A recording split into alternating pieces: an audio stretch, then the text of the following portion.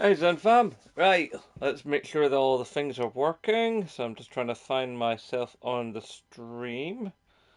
Give me a moment while I muck about with my phone to make sure I'm actually there. There I am. Let's make sure this is actually the same one, because I had a false start. Yep, that's the same stream. Awesome.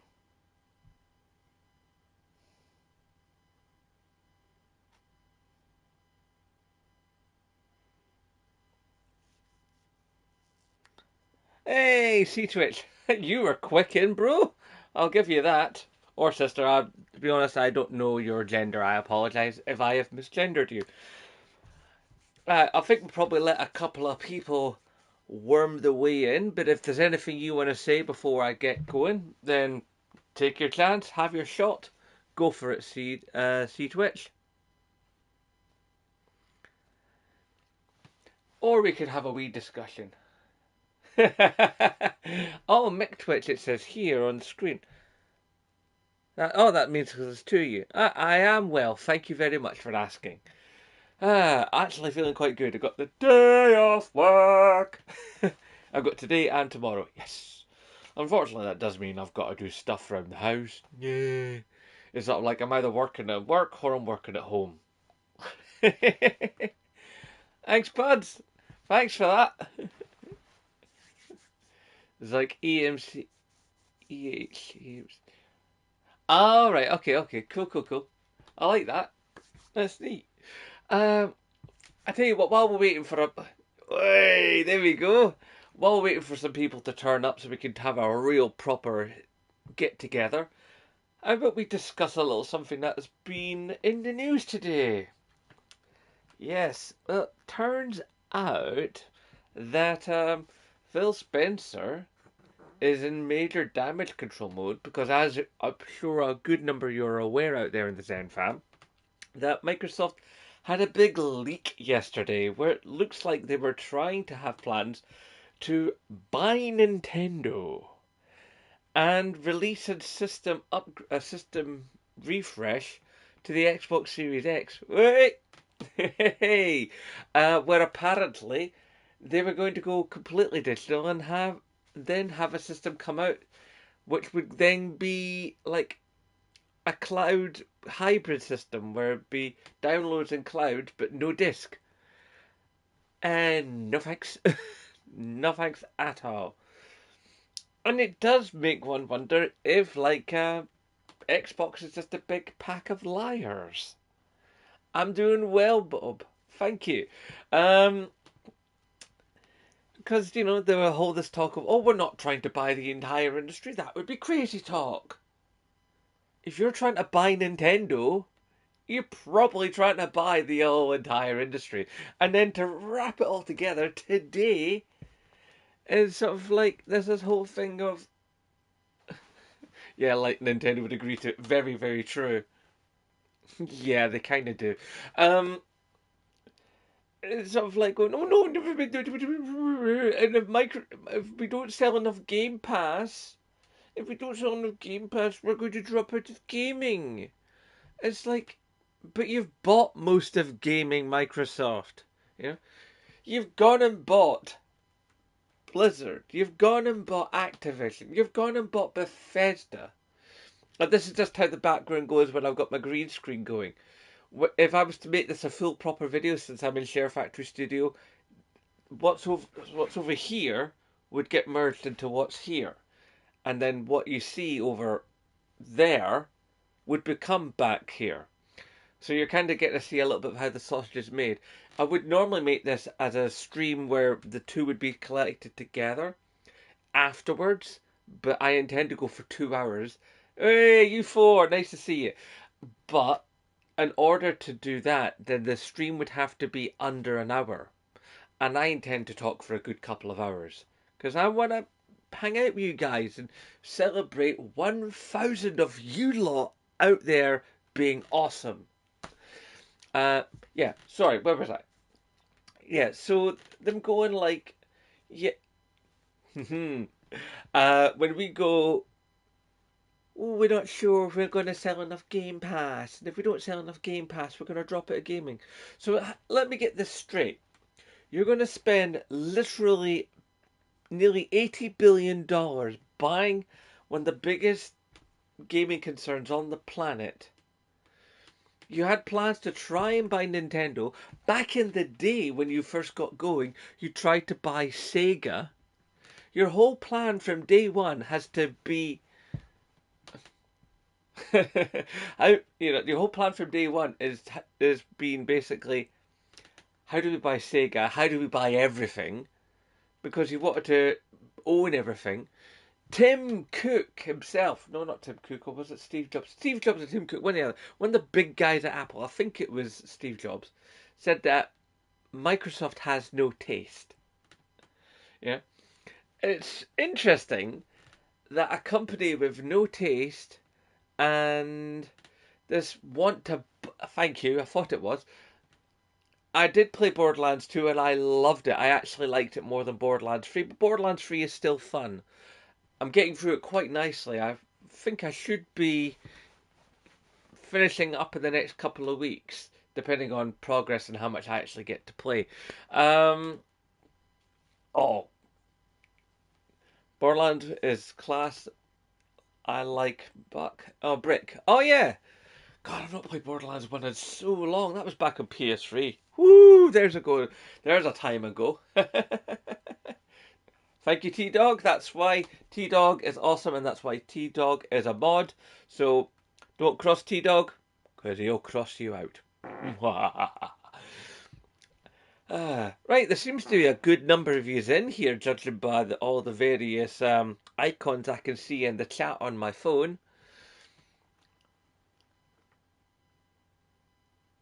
Yeah, I can understand that, Mick. Somebody ask a question or promote another conversational topic for me to go through, for the news guys can jump in on it and give your opinions as I go.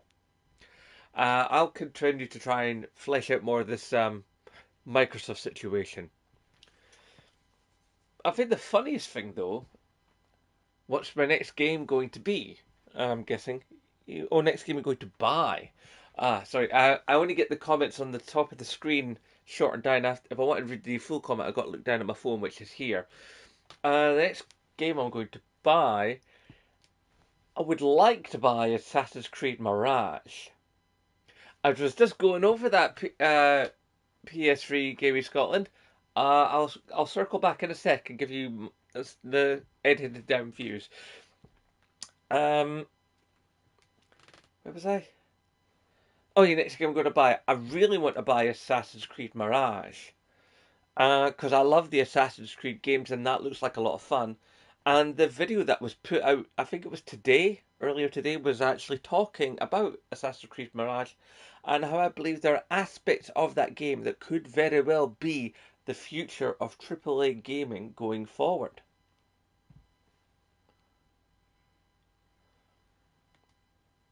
Are you a fan of Like a Dragon?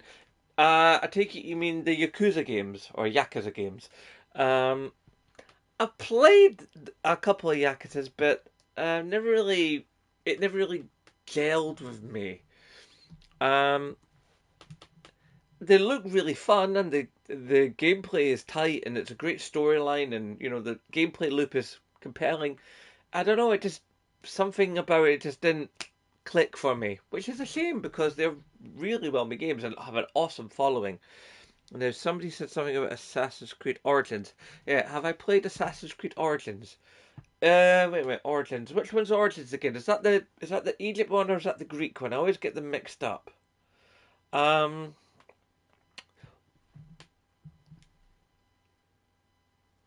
there's a bronze play button. I had no idea there was a bronze play button. The Egypt one. Yes, I did. The Egypt one I did play and I really, really liked. It was a little long in places, and the map traversal and the horses sometimes it got a little bit but on the whole, you know, although I thought Bayako was a little bit of a boring character, the story was compelling enough to draw me through, and I really, really, really liked it. I think the only thing I'd say with it is those large gods that you would meet out in the middle of nothing and have to battle. They were a bit much. But other than that, the game was fantastic. The environments were beautiful. The story mode was on par, and it was just a really, really good really, really good game. Uh, good. What do you do you think there have been any good boxing games for a number of years? I love playing boxing games back in the day. I know there've been a couple of boxing games come out um, in the last couple of years. I mean, I know they did that Creed one on PlayStation VR. I don't know if it's a PSVR or a PSVR 2 game, but I know there's a Creed boxing game for PlayStation VRiness. Um,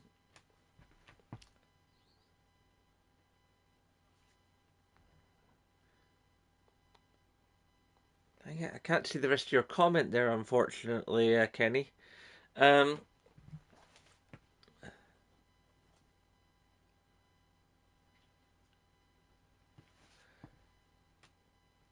Creed is a very terrible,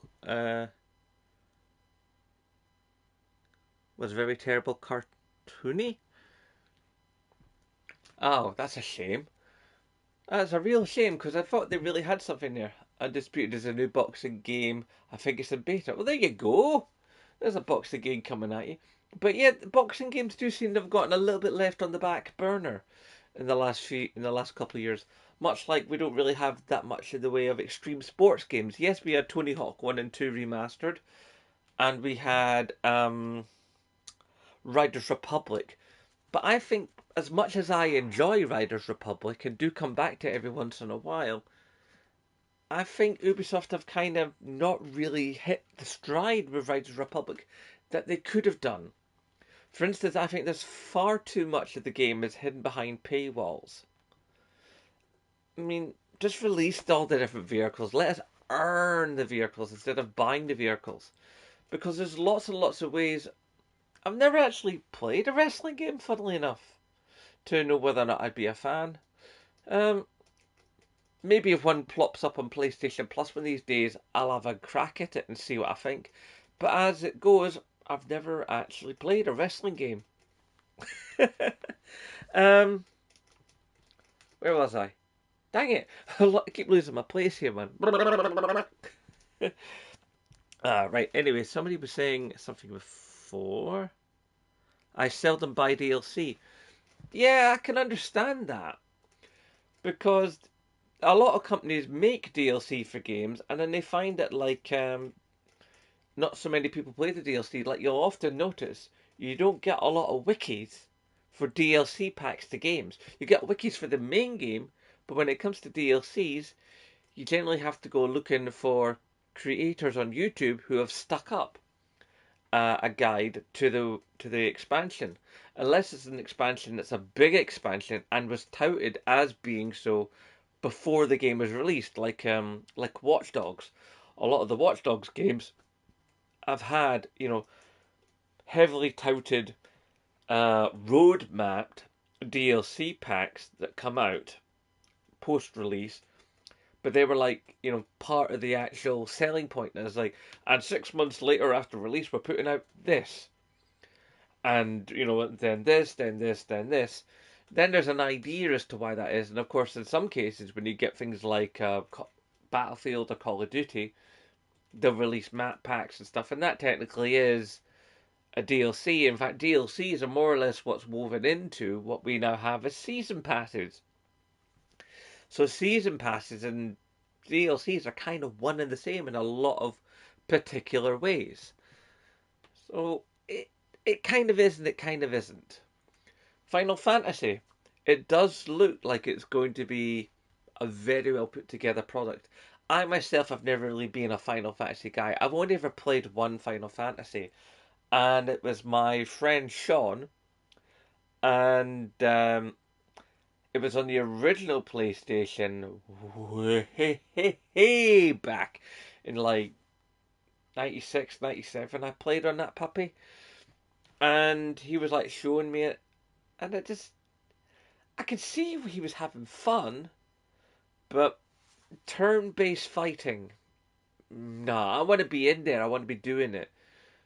Although I did go round to my pal Dave's house recently, and he got that new Final Fantasy, the one where it's got like the English guy doing the voices.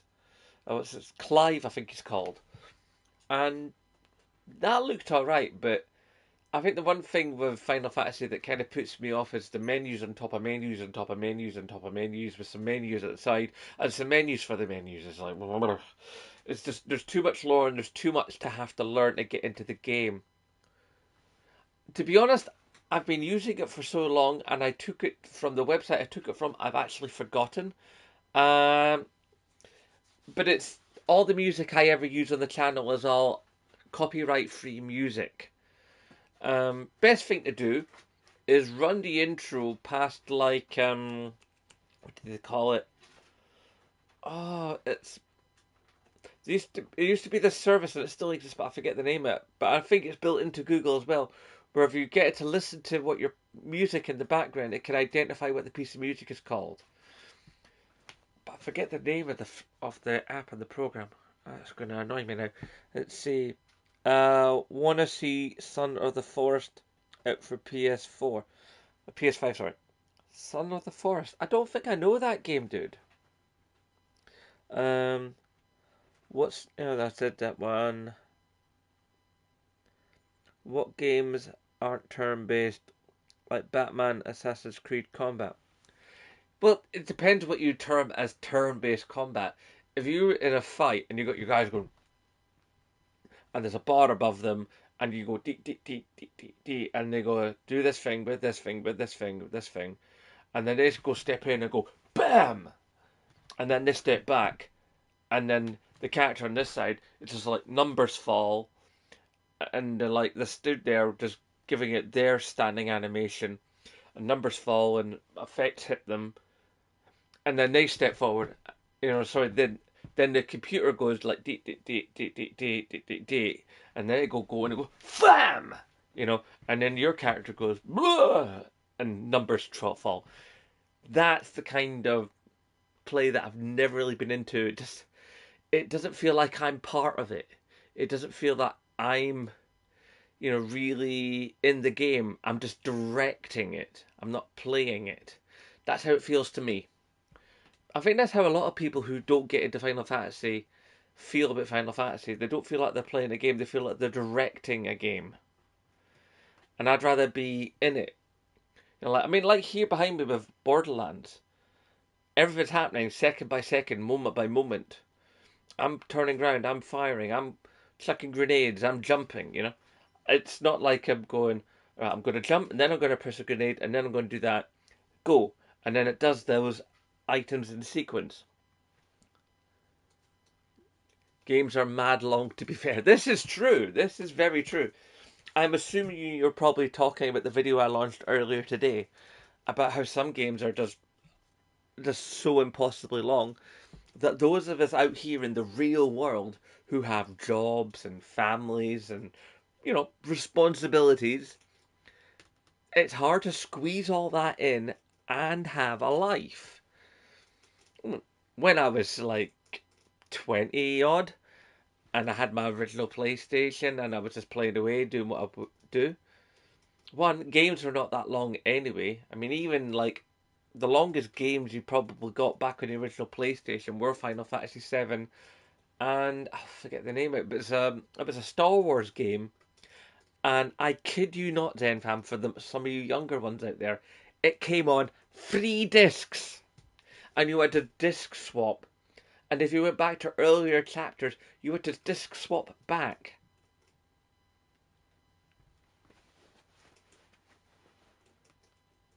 Yeah, there you go. There's a classic example of no having a lot of time. You want to play, but you've got to earn money because, well, you can't play video games if you don't have electricity in your house.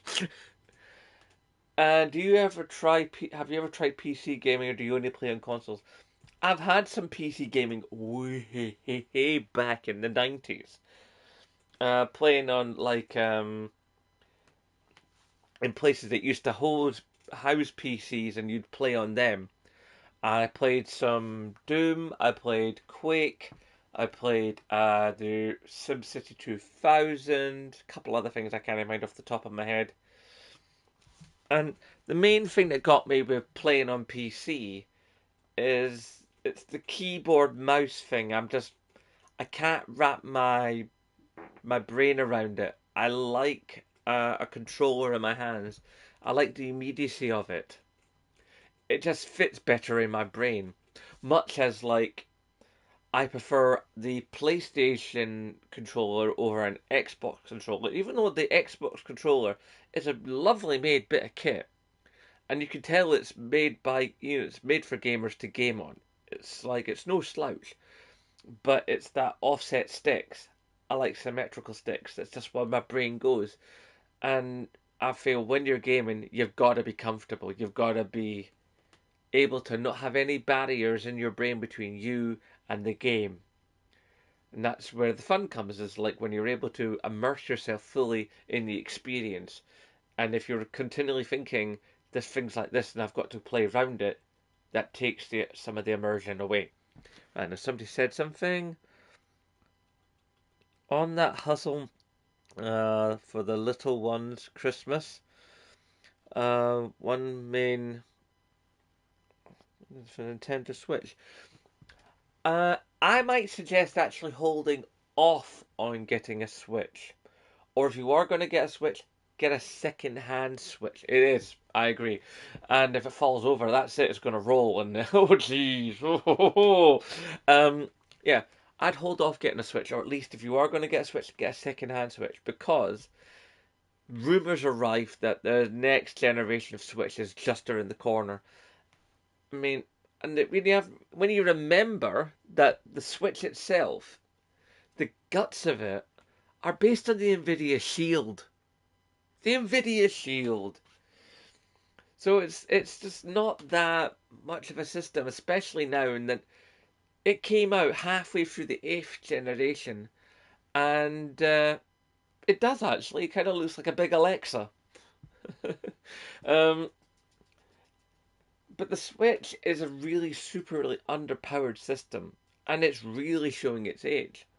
Now, don't get me wrong. I mean, it's Zeldas and it's Mario's and it's first-hand created, Nintendo-centric, Nintendo-only games are wonderful. Nice. You're making me hungry, bro. That sounds all too tasty. Um, are wonderful in their own little way, and they're great on that system.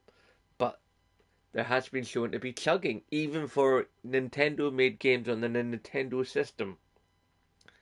And it's basically just because the Switch is old. I mean, it was old when it came out in hardware terms.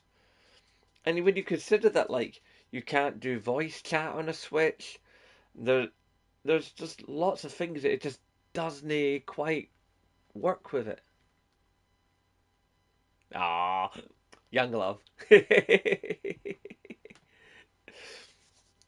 Do you have any future plans for vlogging conventions? If I can get a convention to go to, then I'd love to.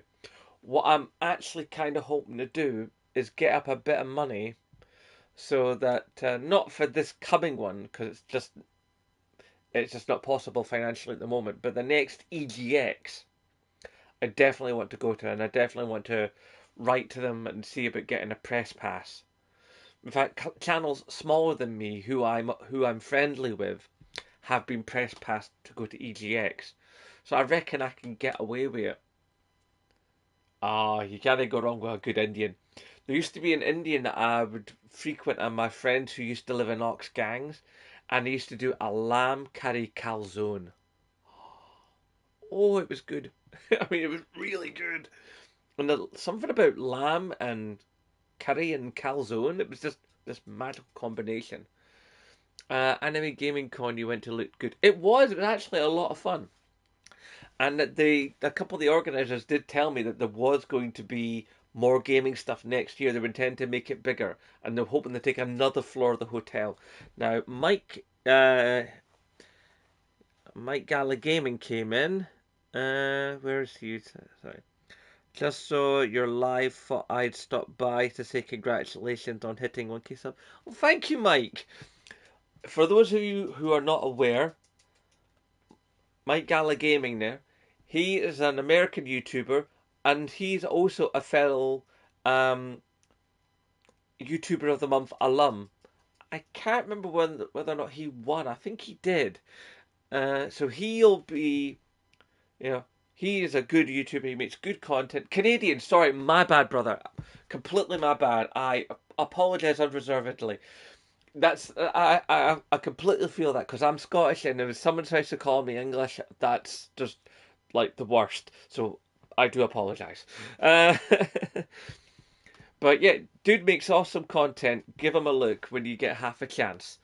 Um, yeah, so actually, that's the thing with towards the end of the year, as we're hurriedly getting there, um, YouTuber of the Month is going to be soon be the case where people who won YouTuber of the Month will get to put their name in the hat to take control of the series next year.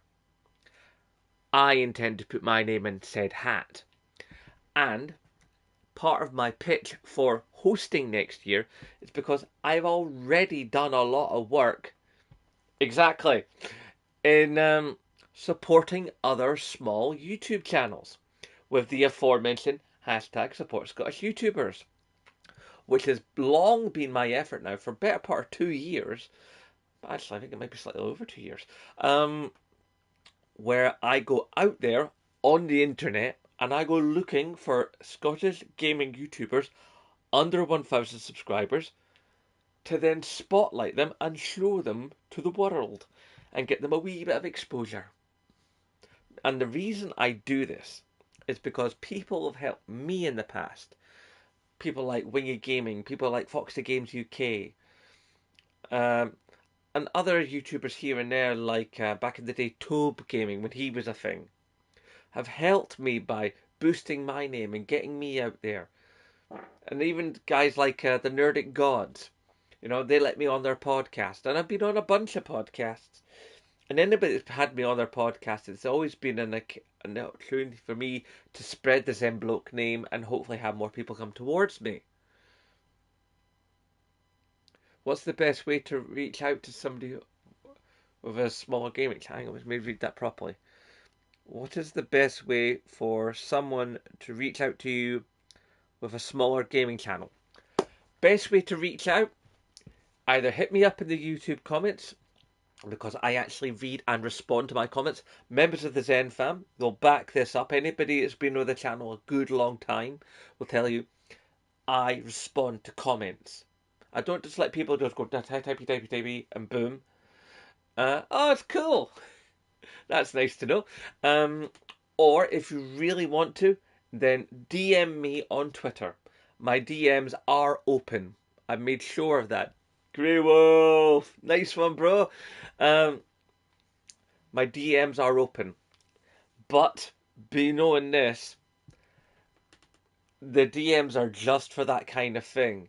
If you come in and like start talking about like wanting to date me and stuff, or wanting to get me on a money app, or trying to get me to buy NFTs or anything, you will get blocked and deleted. It's that simple. Oh, Triple Q and Grey Wolf know each other. That's lovely. Oh, thanks, Gib. I hope you enjoyed your. Gib is actually one of the recent people to be featured on hashtag support Scottish YouTubers. Yeah, and he was also, that's right, Gala. He was also on YouTuber of the Month, and I voted for him. I thought he might actually do it. Unfortunately, he did not. But his entrant was sound, and he also got on. Yeah, that's right. I spotlighted you, Gib, as I was just saying a few minutes ago about hashtag support Scottish YouTubers. There you go. That's one of your people. In fact, a recent, well, actually not recent, about nearly a year ago, um, I actually just stumbled across Generation Pixel, and upon seeing him and liking his content, and of course the fact that he's a Scottish gaming YouTuber, and at that point was under 1,000 subscribers, he was on something like about mid 500s or something. Um, I then basically asked for his permission, as I do with all the YouTubers I find for hashtag Sports Scottish YouTubers, as to whether or not I could use their content. He said yes, so I recorded some, put it up behind me in the green screen, and spoke of him for a few minutes and got him out there. Now, I'm not saying that I'm the sole reason that he's over 1,000, but I like to think I helped. uh, as the Grey Wolf was saying there, yes, occasionally, once in a while, I go round to the Grey Wolf's house because Pixel, the man, the legend. um, I love that howdy's end, fam. You sound like Nate, howdy, howdy, howdy. Talk of the devil indeed, Gib. Uh, where was I? I've lost my thread now. Uh, oh yeah. So every once in a while, I actually go round to the Grey Wolf's house. Work permitting, home life permitting, so on and so forth. And I actually play games on his system live on stream that I've never played. A lot of them are games I would never even think to play. Like the last time I was round, I played this train simulator game. Now, I've never really thought of playing a train simulator. It's not something that would usually spike my interest, which is the whole point of this. I think he calls it Zemblook Plays. Uh, I have a playlist for it on the channel in the playlist section. Thank you, brother. On the playlist section called Zemblook Elsewhere, with that video, those videos, and a few others where I've been featured in other people's content over the years. I've been plonked right there, and I don't mean just a shout out. I mean like where I've actually had, a videos done about me, or where I have collabed with others in such manner. So basically, videos where I've had input into the actual flow of the content have gone into Zemblook Elsewhere. So that's another place to go if you want to get other little bits of me that aren't directly from me. Now, I did promise PS3 Gaming that I would give a quick recap to what I was saying earlier about Microsoft. Yeah, basically, it kind of seems a little bit disingenuous from Microsoft to go, oh, we weren't going to buy everything when they were planning to buy everything. They tried to buy Sega when they first started. They had plans to buy Nintendo. They've bought Activision, they've bought Blizzard, they've bought Bethesda, and now they're crying that like they might not sell enough subscriptions to their subscription model, and if they don't get to do that, then they're just going to stop being in gaming altogether. It does wonder what's going to happen to these companies that they've bought. Are they going to keep ownership of the companies and just keep siphoning money from them? Are they going to let other people use those games again? Does that mean that if by what is it? I think it's 2027, if Microsoft doesn't sell enough subscription models? Yeah, well, that's a comment you hear a lot, Triple O. If they don't sell enough subscriptions, does that then mean that if they do leave gaming, does that then mean that like PlayStation, Nintendo, and PC and whoever else comes along, maybe a new platform holder will come to the fore? Maybe Sega will come back. Who knows? Does that mean that they'll be able to have the rights to be able to have that stuff again? Since Microsoft won't have a game system to put it on or a subscription platform to use to be able to do that. And if they do, then what happens to all those people that bought Microsoft subscriptions? Does all their games that they bought just go away? It's ridiculous. And like Generation Pixel was saying there about how Microsoft have burned so many development teams. I mean, honestly, between Microsoft and EA, so many awesome game teams have gone to the wall because they just didn't care.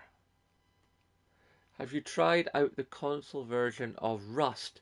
No, but I very much would like to. Um, I think I might have it somewhere on my hard drive, or at least the license for it. But it's just trying to find the time for the games. Also, it's also the thing once I'm finished Borderlands 3, which I'm playing at the moment, then I've got to figure out what I'm going to play next. What I've been tending to do recently is I play a big game, and then I play a little game as a palate cleanser, and then I play another big game. I see that's where you and me diverge there, Mike. I like the symmetrical sticks. They fit well in my brain. But that's it. I mean, it's just about where you're comfortable, what makes you happy. I've heard that Tiny Tina's Wonderland is good, man. Yeah. I have a couple of buds who love Rust. I still might dip in. Yeah, I've heard good things about Rust. There's so many, games out there that sometimes it's like, even someone like me who's, right, fair enough. See, I've got little hands. I mean, hang on, a size comparison. A size comparison. Right. If I get a disc, see, I'll take my boy's Minecraft disc, and that's a disc, right? Okay. Now, if I put my hand right up against it, you see how not big my hands are. I've got wee hands. Curiously, I've got exactly the same size of hand as my mum did, and my hands are also fairly similar in size to my wife. In fact, to the point where, see this wedding ring, me and my wife have got exactly the same size of wedding ring, which I actually kind of like. I think there's a lovely symmetry there. Oh, though, speaking of lovely things, while we're watching this video, you should know that not only have I hit 1,000 subscribers, and you can't tell because it's the size of my palm. There you go, see, dude, you've got the shovels, I've got the wee hands. That was like, I used to study martial arts, and I always considered because I got wee hands, I could get right into the rib cage if I did an uppercut into the ribs. Hulk's like the Hulk. Naked. Dang it, I've lost my previous point now. Ah! I keep doing that night. My brain keeps going. Rah! Every once in a while, my brain's like buffering mode. uh, yeah. Oh god, itchy arm. Right. So, what else are we thinking about talking about tonight, guys? Someone was asking in the comments a while ago in one of the standard videos about the convention. Right now, that's you're on your way back to work, dude. Okay, well have a good shift, bro, and hopefully don't suck too much for you, and hopefully I'll get to come around your house some point and play something else for the Zen Bloke Play series, Davy boy. You have a good one. Be safe, brother. Um, what was I going to say? Oh yeah, someone was asking about the Zen Con. Right now, it's kind of a little bit on the back burner because I'm still trying to figure out locations and stuff, and still figure out how to actually talk to companies about getting into it. But I've got a good couple of ideas about where to go and who to go to. It's just actually finding the time to negotiate with particular bodies. And then it's the delicate balancing act of making sure that these people are up and then know that these people are up and then getting it all together. And then I've still got to also speak to the wife about it. I want to have it even more crunched down so that when I actually talk to the wife about, hey babe, this is what I'm thinking about doing, that I just don't look like a complete and utter knobhead. Because, my wife, I'll freely admit this, is far smarter than I am. In fact, I'm willing to bet that any married man in the chat tonight will probably admit that his wife is smarter than him because women are just smarter than us guys, let's just face it. It's like, aside from two noted exceptions being Liz Truss and Margaret Thatcher, I can't think of many times where there's been a female leader and it's not gone better than normal. I mean, it's only been most of the time we've got male leaders in charge of countries where things are rubbish. It's just that simple. I mean, yes, I'm an SNP guy and I actually like the way the Nicola Sturgeon run the country. That's just me though. I know for some people that's not the case, but that's me. But politics aside, gaming, loveliness, 1,000 subscribers, yay. Let's see now. I think I missed a couple of comments there.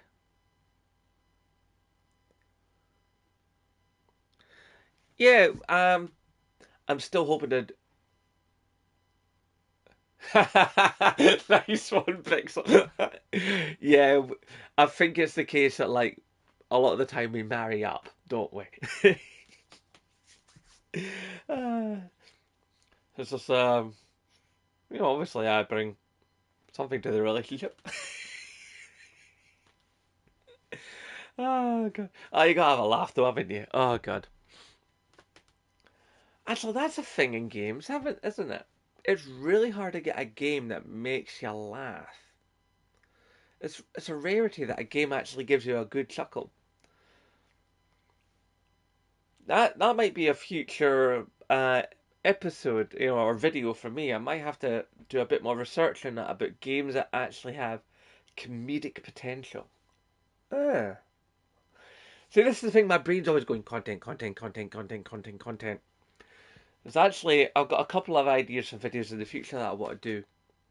Although admittedly, one of them I'm not sure how to do it because the piece of content I want to do is going to take American Dream for PSVR is hilarious. Well, good to know. I like that thinking, Pixel. I like that thinking indeed. We'll have to chat off stream. You've got me on DMs. Like tomorrow or something. I'm off tomorrow, so we'll have a blether then. I'm liking this. I'm liking this. I'm liking this. Um, what was I saying? Uh, I keep losing my thread tonight. I don't know what's wrong with me. Ay ay ay. Let's see. Where was I? Where was I? I thought if I read the comments, I'd actually remember where it was I was talking about, and I can't. Ay, ay, ay. I'll tell you what, in the comments, let me know what game it is you're playing right now. I'd be interested to see what people are playing right now. And, I mean, obviously, I know that a fair few are probably going to say, I'm playing Starfield! Actually, there's a question. What device do you guys usually tend to watch me on? Do you watch me on your TV for your games console? Do you watch me on your phone? Do you watch me on a computer? I mean, that's almost nobody seems to be watching YouTube on a PC or a Mac. Uh, or are you watching me on a tablet? League of Legends. Ah, are you playing that like online? Doom Zero. Doom WAD. What's Doom WAD? Hang on, Doom Zero, is that the World of Warcraft? Nice. You're watching on a laptop. Cool. Pokemon Violet, 50-50 PC and phone. I watch a lot of work whilst working. Alright, cool. Play a ranked mode, nice. I knew you'd be playing about 5 games at once there, dude. Bravely Default, One Piece, Odyssey 1. What was that? And I think I've lost you. Fan-made Doom levels. Ah, thank you for the information. Yeah, because I remember playing the Doom 2016 when it came out, and there was a lot of like map editors and stuff. Yeah, I like watching through my console occasionally because I like getting YouTube on the big screen. But mostly I end up watching a lot of YouTube either on my phone or through my tablet. Like if I'm in the kitchen, I'm doing like cooking and stuff. I'll put my YouTube on the tablet, set a few videos on the watch later playlist mode, and so I'll blast a few down, and then they just play in succession while I'm making food or doing dishes. But when I'm out and about, like on the bus to work or on the bus back from work or on my break at work, then I'll be watching on my phone. But I always find it interesting to see where people watch content. Right, where was that? Hang on. I've yet to get round to One Piece Odyssey. Yeah, I've never really been into One Piece. I remember watching some One Piece when it first came on in Toonami back in the old days. Just Dance quality game, a lot of fun those. Um, but I know my boy is really getting into watching the One Piece live action series that they've just started. I think he's got quite a few of the episodes already watched. Although admittedly he can't watch at the minute because my PS4 is down. Because my PS4 is basically the family media player and his system now. So he plays his Minecraft and stuff like that there. and the PS5 is all mine. Be as well being all mine. I mean, it cost me enough, but yeah. So the PS4 unfortunately is a bit broken, so I'm gonna have to get in touch with Domestic in General, and they'll send it on to Console Doctor, and then about a week and a half later, it'll come back to me, hopefully fixed. Or that, or they'll send me another one. But I don't know if I'll have to remove the hard drive first, and then somehow remember where I put the original hard drive, because I bumped up the hard drive in the PS4 to a terabyte. Yeah, so there's that to consider. But I have to say, I've used Console Doctor a few times now to get things fixed in the past for various systems over the years, and they're decent.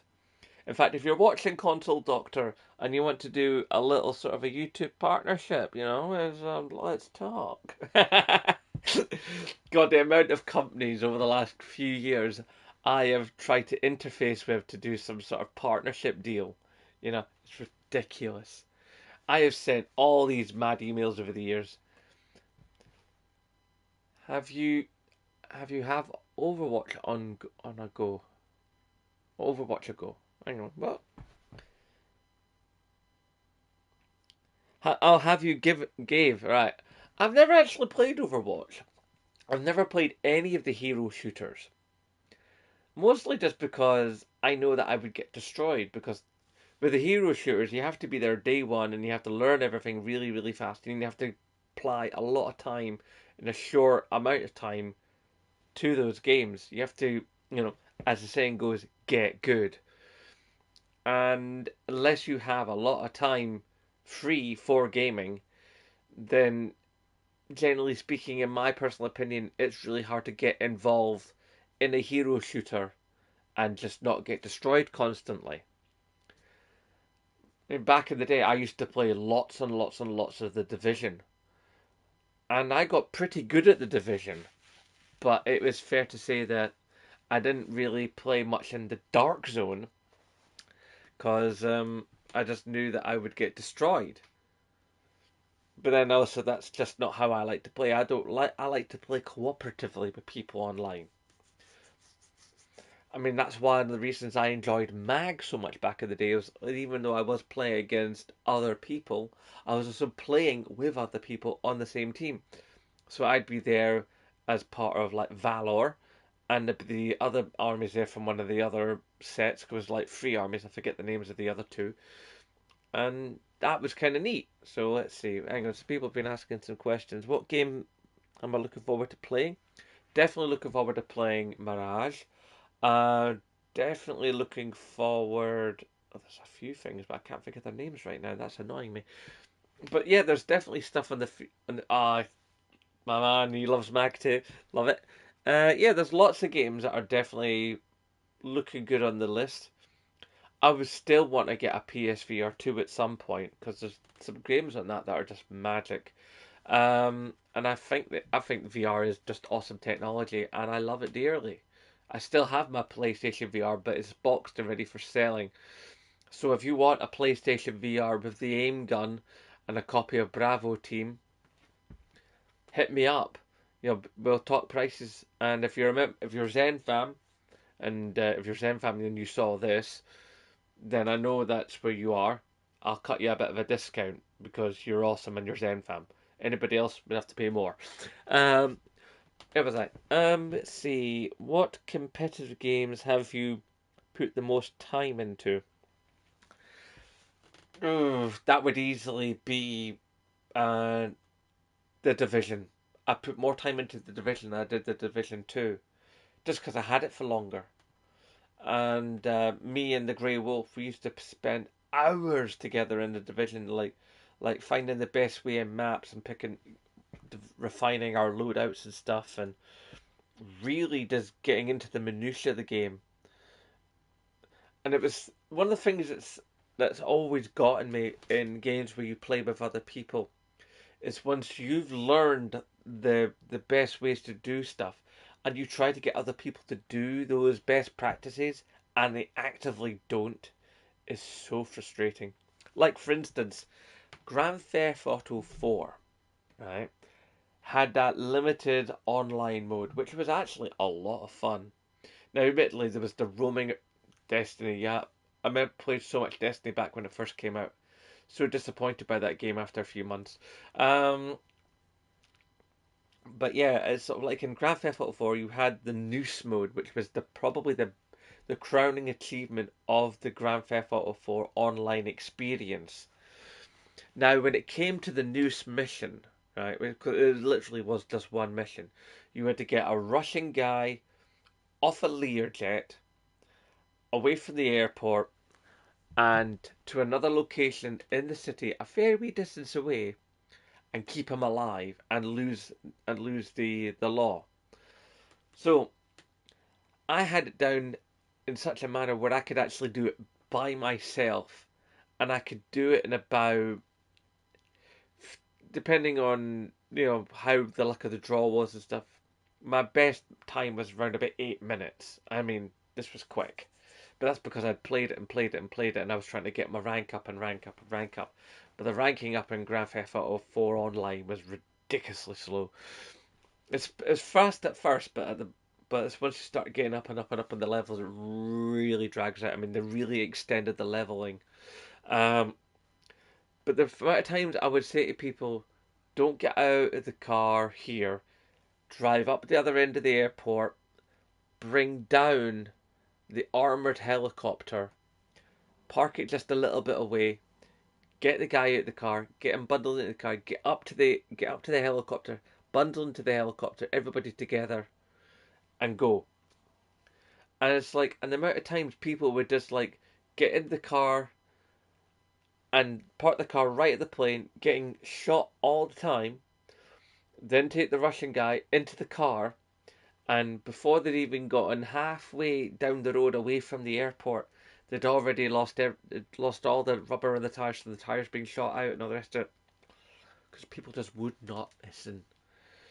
But then that's just people, that's just humans. Sometimes, you know, yeah, you can lead a horse to water, but you can't make it drink.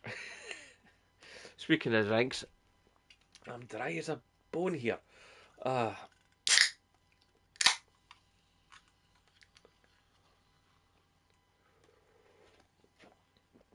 oh, that's better. I don't want to dehydrate while I'm talking to you guys because I'm going to be doing a lot of talking tonight. Because, this is a proper celebration. 1,000 subscribers. For the longest time, I thought, oh, am I ever going to do anything on this platform? And in the last couple of years, it's sort of like, well, especially the last year, my Twitter is up to over 400 followers. Yeah, it is mad. It's wonderful. Um, my Twitter's up to over 400 followers. My Instagram's quite happy. Um, my Twitch would probably be good if I still twitched, but my Twitch is kind of on hiatus because my current job, it's just, I haven't the time. And I get up when I get up and having a kid and all the rest of it. It's just like, I just can't dedicate that weekly space because I just don't know when I'm going to be working from week to week to week. Every week is different. When I was a coffee monkey, or when I worked in the warehouse, or anywhere else I've worked, I've had it where I've been able to go, this is the streaming day, and that was the day I streamed. And I streamed on Twitch for about 5 years, and even though I never did stellar numbers, it was fun and I enjoyed it, and it was a great way to interact with the audience. And for the longest time, I was able to put footage from the Twitch stream straight up here onto YouTube. And then, of course, this YouTube stopped letting Twitch do that, or Twitch stopped letting you do that, and that was kind of poo. But these are the things that happen.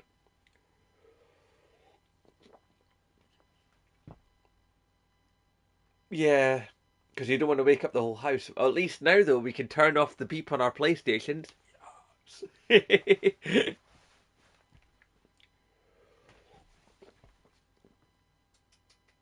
No idea what my gaming days will be. Yeah, I can completely relate to that. I mean, like this week I'm off Wednesday and Thursday. Next week, who knows? Although if I get enough advance, I can ask for particular days off to be my days off. So when it's ever there's a convention on, I make sure that the day of and the day after that convention, I am off because I need that time for editing and such like, and obviously to attend. Although what I would love to do is I would love to go to a convention down south like EGX, and I would take like my my Mac with me, and I would make I'd do as much of the editing there as possible. In fact, what would be really nice is obviously to do um, if there was a way to control Share Factory and have it feed back and forward to the PlayStation from a remote location.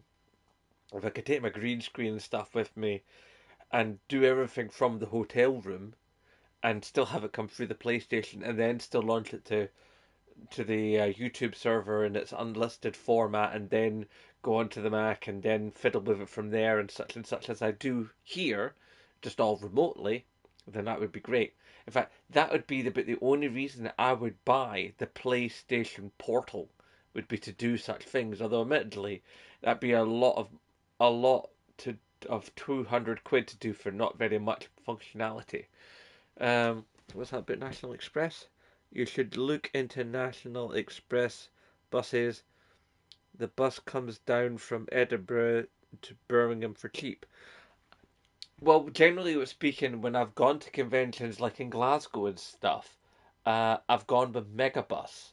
And I think Megabus and National Express, they share a lot of services. In fact, there's been times where I've been on a Megabus ticket, but it's been on a National Express bus.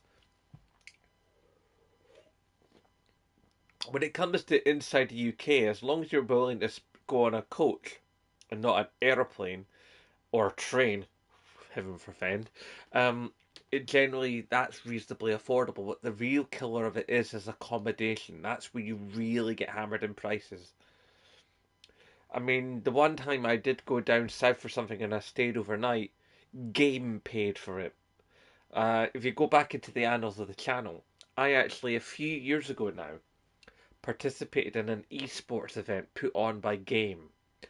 And so I went down to, I think it was Leeds. I want to say Leeds. I'm blanking probably in the city, but my brain's going. It was Leeds, and yeah, went down there, played, made videos, did a couple of sort of like live update videos directly from my phone. Um, that was before I had the really nice intro sequence, I think. And it was just a wonderful experience in game. Basically, played paid for me to stay in what do you call it? Oh, the ones that Lenny Henry does the adverts for. Ah, Domino's, nice. Um, Although I prefer Pizza Hut. Or not Holly Inn. Oh, what's it called? Oh God, they're everywhere. My own family, Hong Kong Chinese takeaway, fried rice, unreal. Yeah. Oh, Premier Inn, that's it exactly. Well done, PS3 Gaming Scotland. You totally read my mind. uh, Big up for PS3. He's also a member of hashtag support Scottish YouTubers, by the way. Man's good. Definitely give his channel a look. Good, solid content. Good guy. And I'm not just saying that because he looked into my brain and pulled out the answer.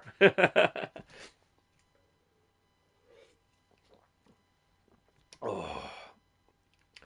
Actually, there's the thing. The PlayStation Portal.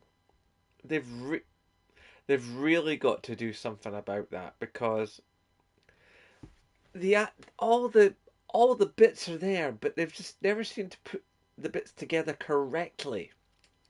I mean, the screen is lovely. The controls are a really good idea. Fable. No, I've never played a Fable. Always wanted to. Although, admittedly, I am always a little bit sort of wary of its creator because let's face it, he's not the most reliable chap. Although I did play a little, and I do mean a little tiny bit, of Black and White and of Spore back in the day. What the? Well, I'm hoping I'm still online here. Hang on. And then play. Hey, Zun fam. Right, let's And make sure that all the things.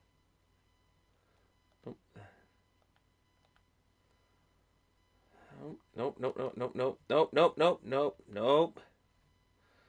What you doing, silly machine?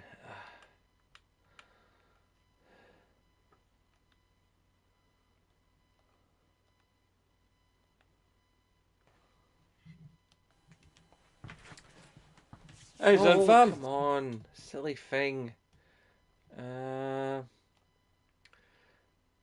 Hang on, I'm having technical difficulties. I'm trying to make it go again. Give me a second, guys. Let's see. What I want to do is I want to delete that. That's what I want to do. Yeah, there we go. Okay, and then I'll get back to here.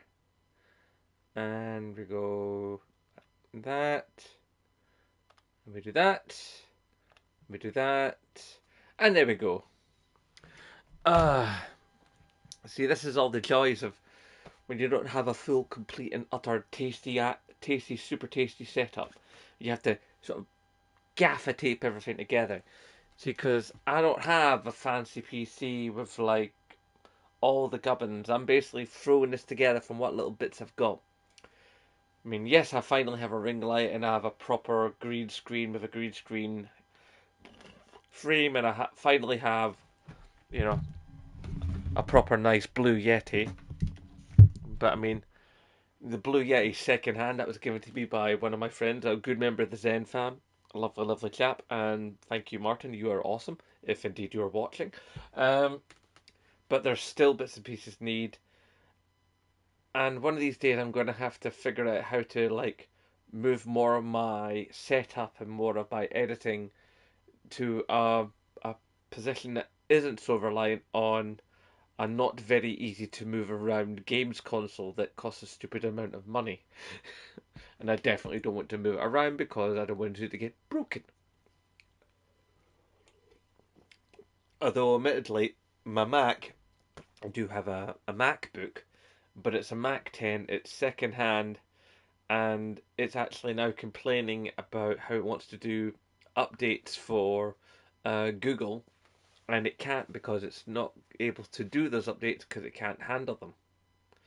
So at some point, I'm going to have to try and figure out how to get another computer to work on, because my old PC that I had before this MacBook, that was like running like Windows like 9 or something, and it was just dying terribly, and it was taking like about anywhere from 9 to 16 minutes to fully boot up and then let me get online.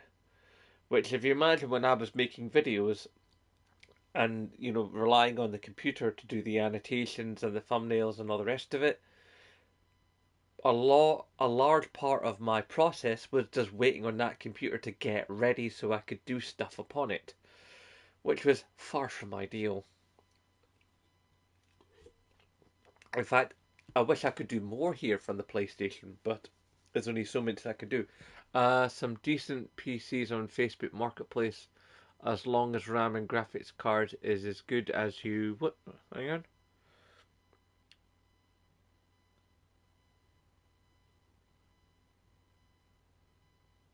All right. Well, I mean, I'll just have to when I get some money up at some point somehow, and then I'll have to just go shopping. You know, primarily second hand. I have got no problem with second hand stuff. No, somebody else said something. Let's see. You only played God of War 2018, played a bit of God Ragnarok. Um, yeah, I've got to some point try God of War again because I did get a loan of it off my neighbour up the road, and it was a well made game, but it just didn't click with me. But I think it's because I was trying to play it in condensed form because in the back of my head was like, I've got to get this game back to Dylan. I've got this game back to Dylan. It's not my game. You know, it's like because I think of these things because I knew I was going to be playing it, and it was his game and it was new and all the rest of it, and I wanted to make sure he'd get back, and I just didn't let myself settle into it. Also, those winged Valkyrie lasses, they were really, really nippy, but I've got the rights for it from the Instant Game Collection, so one of these days I'll hopefully get back to it, and maybe I'll actually get to enjoy it, and then maybe some point after that, either Ragnarok will appear on PlayStation Plus, or it'll I'll pick up a second-hand copy quite cheaply. In fact, there's a thing to discuss: PlayStation Plus price rise. I'm disgusted at Sony over this. I mean, it's never really. Have you have you ever found your channel through your device video came up on my recommended as I? All right, cool. But it's sort of like a couple of times when PlayStation Plus was just the standard PlayStation Plus with its, its two levels. It was like, yeah, it did go up a couple of times, but it wasn't so bad. But these days, how they are wanting to have you pay £100. Yeah, £100 for PlayStation Extra. And a lot of the time, a lot of the games on PlayStation Extra, you'll probably be interested about maybe two or three of them. And that's with the extra ones that come after the first couple that happened at the beginning of the month. The fact that they're like you have to wait like till after the middle of the month to get the other games on PlayStation Extra anyway. It's just like, why? If those games are coming out for that service, then why don't they happen at the same time as the other ones do? I just don't understand that spacing out. And for the first wee while, I was on Essential because I've never had the money. And the Grey Wolf, actually, about two-thirds of the way through my one of the times I was on the last time I had Essential, he actually said, "I'm going to bump you up, because there's games I want to play with you and stuff, and you'll be able to have them, and then you know." And it's your birthday and so on and so forth. So he spent about like 20 odd quid and bumped me up to extra. And when it came the next year round, I bought extra. I went for it. God, yes, those were the days. But then it also was less reliable. Let's remember that for PS3. And I have to admit, it's been worthwhile. There's been some great games I've got to play because of it. But at 84 quid, or 85 quid, depending on how you look at it, I thought that was just about doable. There was a lot of games. You got your storage, you got your online play, and it seemed like because you were getting like what was it, like 5 or 6 games a month. Even if you didn't want any of those games, the fact of the matter was it was 5 or 6 games a month, so that seemed like a worthwhile value proposition. Now they're chucking it up to 100 quid a month. I'm sorry, I'm bumping back down to Essential because I still need the cloud storage and the online play. Even though I don't play as much online as I used to, I still do from occasion to occasion. Uh, I'm glad Steam is free for online gaming. Yeah, that's because PC gaming is a different beastie. But it's also a bit more of a wild west. I mean, it's less of a curated thing. I mean, PlayStation. The one thing you can say about Plus and about Xbox Live is it's a walled garden. So there's less kind of online mucking about with hackers and stuff. So it's a gamble whichever way you take it. There are good points and bad points. But yeah, I'm just gonna have to bounce back down to Essential because I just don't think I can. I don't know if they've changed the recipe. I know that about 2 years ago they changed the chips, but I actually think the new chips are actually better. But the food's definitely gotten smaller. That is for certain. Um, and one of the noted exceptions for me in this particular case is when they first brought out the double down over here. It was a damn sight bigger than when they brought it back after its hiatus, and it's never been back again since, which is a shame in two ways. Um, because one, the Double M was awesome and it should never have gone away, and two, to make it smaller, it just felt like a kick in the nuts. Let's see, hang on. Oh, you don't like the new chips? You know, you like what you like, you don't like what you don't like. I'm not going to tell you you're wrong for not liking, their chips. But if there's one set of fries that a lot of people wax lyrical about, that I don't understand why they do, it's McDonald's fries. I just find them to taste of nothing. There's almost no potato there. It's like, but then I think that might be a thing because of how we are on our tiny little wet, windy island. We have big, chunky chips. And there's something more eminently satisfying about big, hot, chunky chips with a soft inside and steaming potato. It's just, a nice coating as well of some kind of flavoring. There's something just eminently more satisfying about that than like tiny little shoestring fries. You know why they look like that? It's because they have one particular potato that McDonald's uses. But this particular potato that McDonald's uses is really prone to parasites and really prone to like getting uh, brown spots going through the potato. So it's in order to make sure that the brown spots and the parasites don't infect the potatoes, they spray them with all kinds of mad chemicals, and the potatoes are actually grown under plastic. And the farmers that grow them don't go anywhere near the fields because the chemicals that they use to grow the potatoes to keep them spot and parasite free are hugely dangerous and are actually really, really poisonous to humans as well. Obviously, those chemicals are washed off, when they make them into potatoes, but still, they're really super unethically sourced potatoes.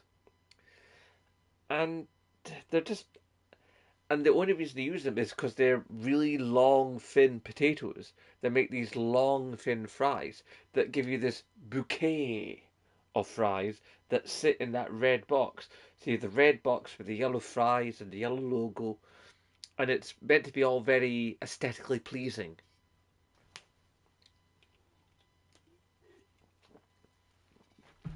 Let's see. Yeah, Burger King chips are actually quite good. I've not tried any of a lot of the new guys that have been coming over recently, like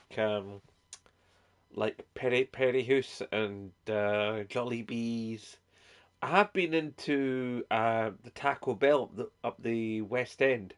That's quite decent.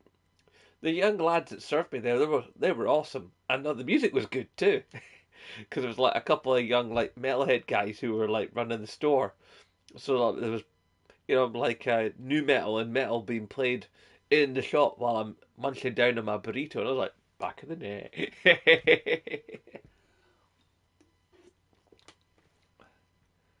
Ah, you can't beat a good chippy, man. Oh dear, that's a rather unfortunate story. I hope things turn out better for you there. Though it can be funny how fast food changes from region to region to region. Like you hear a lot of stories about KFC in the States, and it doesn't have a very particularly good reputation there. And you always hear about dirty floors and like bad conditions and stuff. But KFC here is actually quite good. Although it does have to be said that how much longer it continues that way, because we have different regulations that are leftover regulations from our EU membership about how chicken is meant to be handled and stuff. I'll come back to that, you four. But since the English took us out of the EU, we'll have to see how much longer we can actually enjoy chicken without it being deadly for us and not being chlorinated and all the rest of it. As it goes for drum and bass, you four, I still like a bit of jungle. Aye. I mean, I'm still always going to be a metalhead and enjoy the best of that, but yeah, if I ever get the chance to go to a jungle club and throw some shapes, I wouldn't say no.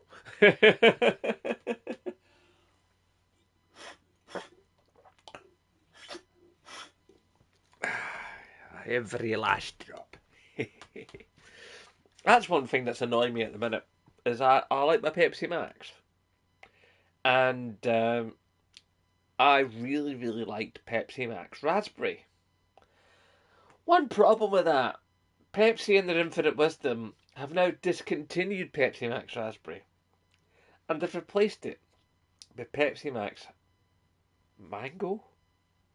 Now, don't get me wrong, there's nothing wrong with mangoes per se, but I just don't think the idea of mango flavouring married with Pepsi Max flavour is actually any kind of good idea at all. It seems like a bad idea. Sweets. Oh, that's a good question. Do you like a double decker? Oh, aye. Bag of M&M's, quite nice. Um, can't go wrong with the Mars bar. It's a classic. Um, obviously, Kit Kat Chunky is always quite fun. There's not many sweets I don't like. I'm definitely anything with a coffee in it can just get in the bin though. I mean, coffee flavored sweets and coffee flavored chocolate, just no. I do like mint things. I like after eights and those are lovely. Uh, I missed the days of Mentolas. And now they're mint munchies, but they're not quite the same. And I swear they're a damn sight smaller than they used to be. What I used to like to do when my mum would sometimes buy Mentolas and sometimes she'd get me a wrap of Mentolas as well.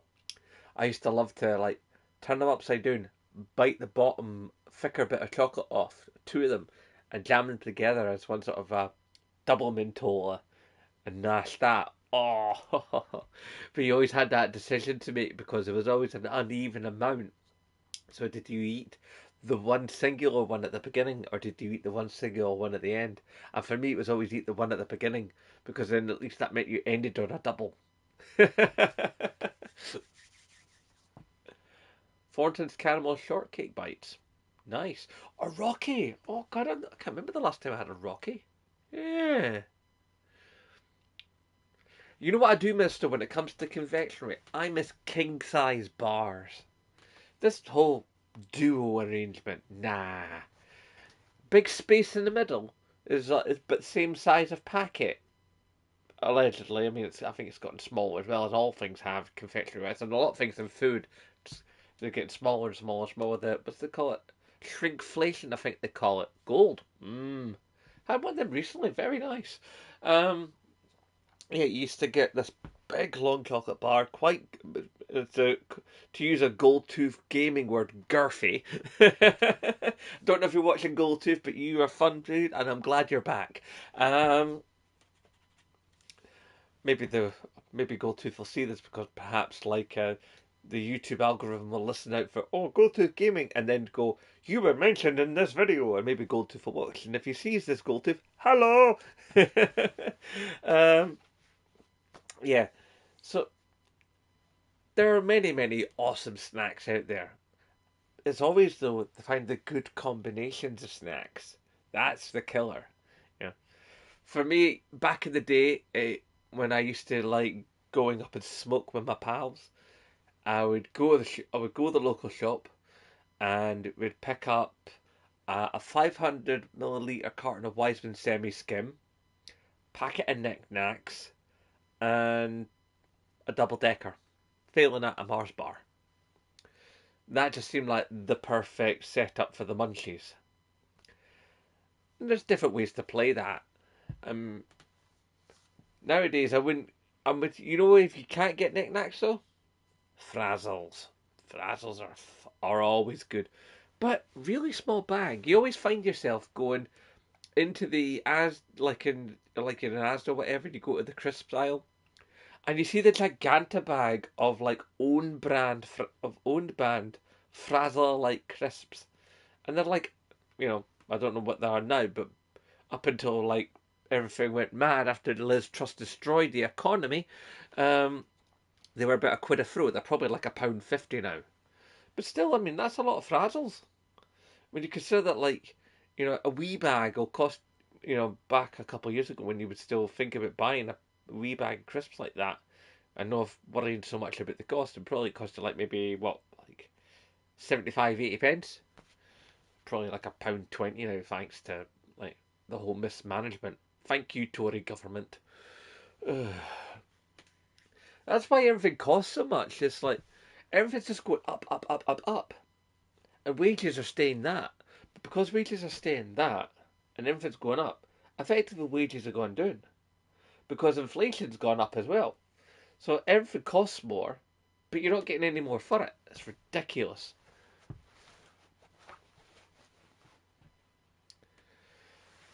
I don't know, man. Anyway, someone was saying something about music there, I think. Oh, own brands. I thought that was from bands. Oops. Yeah, that's the thing. A lot of the time when you buy own brand stuffs in the shops, it's actually made by the companies that make the same branded things. I completely endorse that, Puds. The Tories are full of such a word that I can't say here because I do not swear on this channel. But yeah, da da da da da. Tories, definitely. Yeah, own brand shreddies, yeah. In fact, that's the thing, is breakfast cereals. It's really hard to find a breakfast cereal as a fully grown human that you can eat and don't feel bad about. I find myself these days like getting the Asda own brand Honey Nut multigrain loops because they're as close as you're going to get to something that isn't completely horrible for your body. You know, because when you get past 40, it's kind of you have to be a wee bit more careful of what you put inside yourself. You know, because you don't want to end up, being. It's tricky, man. It's tricky. I did actually get a wee bit heavier during the big lockdown, and it took a long time to shift that. And I don't think I shifted all of it, but I've shifted most of it. And some of that I actually attribute to my current job, as I spend all day being very, very active. Uh, but that's how it goes. Porridge. Yeah, I could go with porridge. It's not something I choose every single time, but if you handle it right and you cook it right, then porridge can be good. I did used to back when I was a kid. I used to really love this cereal. I don't think it exists anymore called Start, and it was all like full of proteins and fibers and stuff. And it was meant to be. It was targeted at like the running community. I don't know how much it was actually good for that particular community, but we got particular regulations about what you can and cannot do in advertising on this poxy little island of ours. So I'd like to think that there was something to those claims that they were making in the adverts. That it was like, if you were a fitness guy, the cereal was okay to eat. But it went away really fast. It was about first like ate it when I was like about like 8, maybe 10 years old, and I think they stopped making it about maybe 10, 15 years ago. I guess the sales weren't good enough. Best breakfast is leftover spicy chicken pizza. Boom! Yes, man, yes. Or meat feast. Meat feast does the pizza. I must admit, I do like to go up to the create your own pizza bit in my local Asda, and I'll get like a chorizo or rico or however you want to say it. I mean, chorizo. There's so many ways to pronounce that one particular Spanish sausage. Spicy chicken, um, the spicy minced beef, and pineapple. Oh yes, bit of garlic oil on with the cheese. Bring it home. Dash over a wee bit of Italian herb seasoning. Slam that puppy in the oven. Oh yes, yes, yes, yes. That's tastiness. And about a third of the cost. of what you get if you buy a pizza from like a pizza joint or even from a chippy. It is good. It is good, and it's I've discovered myself the way that I like to eat a pizza these days is I actually let it get out the my scissors that I keep for cutting chicken or cutting other meats. And what I do is I cut the pizza up the middle, and then two other sides. I'll put. This is the big debate, and I'm not even going to touch it because that was just an internet splitter, bro. But I like pineapple on pizza. Some people don't. We rock on. So I basically cut my pizza into strips, and then the two end pieces I leave alone. But from the end pieces onwards, and then cut once across the middle. So I have these long, thin pieces of pizza that I can pick up and just nosh. Sometimes what I like to do is get a bit of that Nando's peri peri sauce, and I do a wee line of sauce on each strip. So it's like, yes, yes, yes, yes.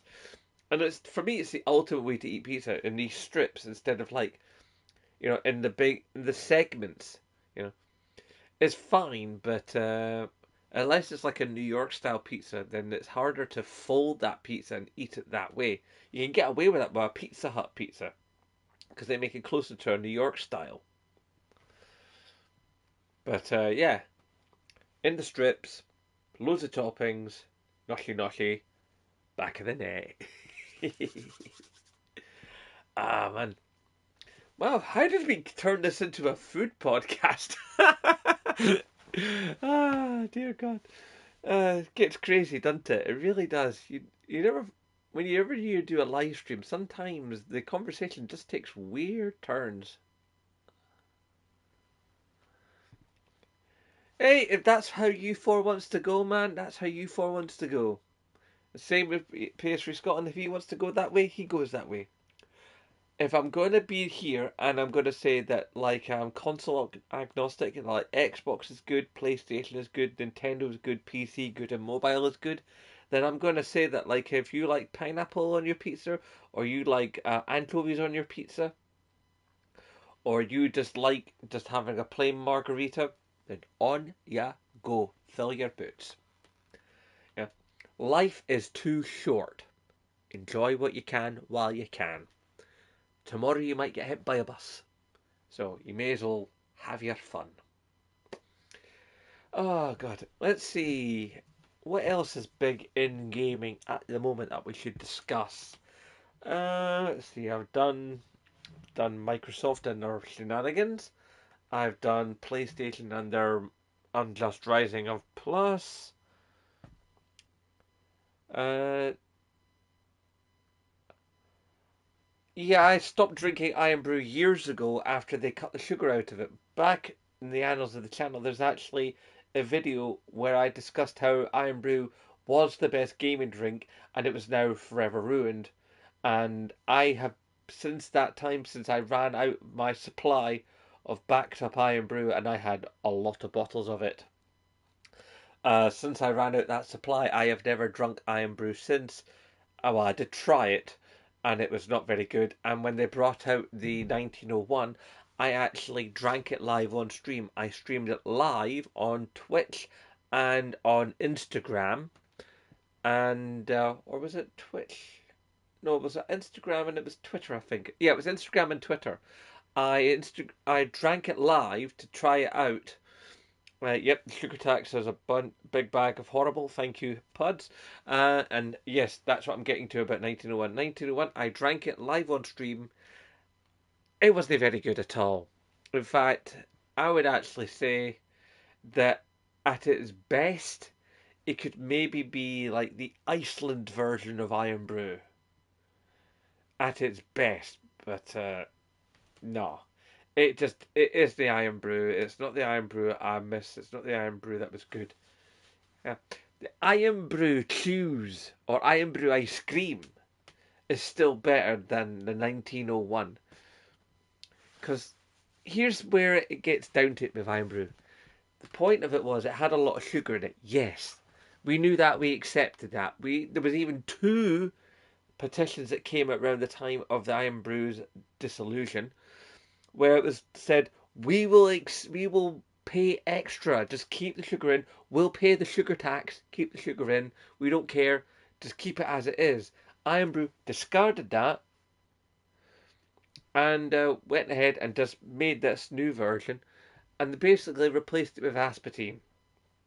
Now, here's the thing. If you buy strawberries, actual proper real nice strawberries, and eat them, they taste different to something that's strawberry flavour. Strawberry flavour still tastes like a strawberry, but it doesn't taste like a strawberry. It tastes like something that reminds you of the taste of strawberry. That's what it is with Iron Brew as in its current form for me. Iron Brew right now doesn't taste like Iron Brew. It tastes like something pretending to be Iron Brew, and it's not a very good pretending. It's the karaoke of Iron Brew, if you will. And the guy singing the karaoke has had a few pints. Let's just say that. So when I drank the 1901 live on stream, I was more than disappointed. I thought, well, maybe this is it. So basically, since Iron Brew lost the sugar, it lost me. Now, somebody said something after the Iron Brew that I wanted to talk about. Five Guys, that was it. Five Guys. Yeah, I tried Five Guys a couple of times. And both times it was disappointing. It was overpriced. It was not very good. And I just found it to be hugely disappointing. And from the way that people spoke about it and the way the adverts were and all the videos I'd seen online, I thought I was in for a really good fast food experience. And it was just not. I don't think they're worth the money. I don't think they're worth the hype. The tips were nice though, but other than that, I just found the whole thing to be blah. I mean, quite frankly, when I make a burger, and I do very nice burgers. My burgers blow their burgers out of the water. Simple as. So, yeah, I don't see myself ever going back to Five Guys. Even if you got a voucher, I'd still think twice about it. I'd probably end up passing the voucher on to a pal. Because, nah. Hell, I might even give the voucher to a homeless guy, but, who needs a meal. But me personally, I just don't see myself eating Five Guys ever again.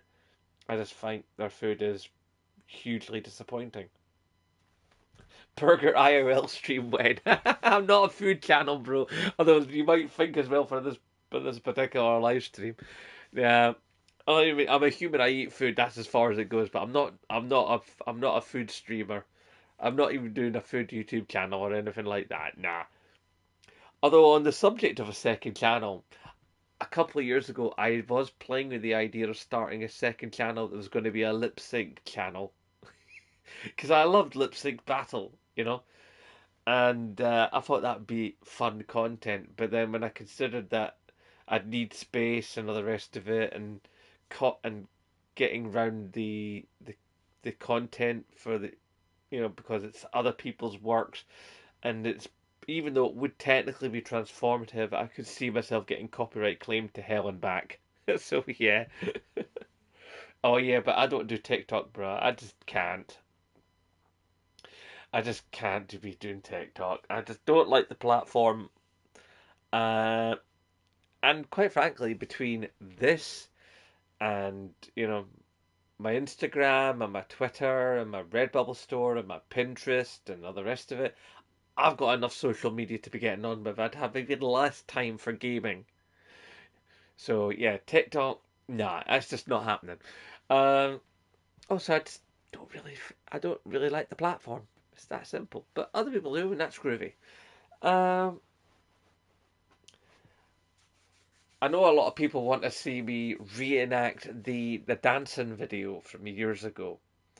At some point, what I would like to do is I'd like to reenact that dancing video with a proper setup and all the rest of it.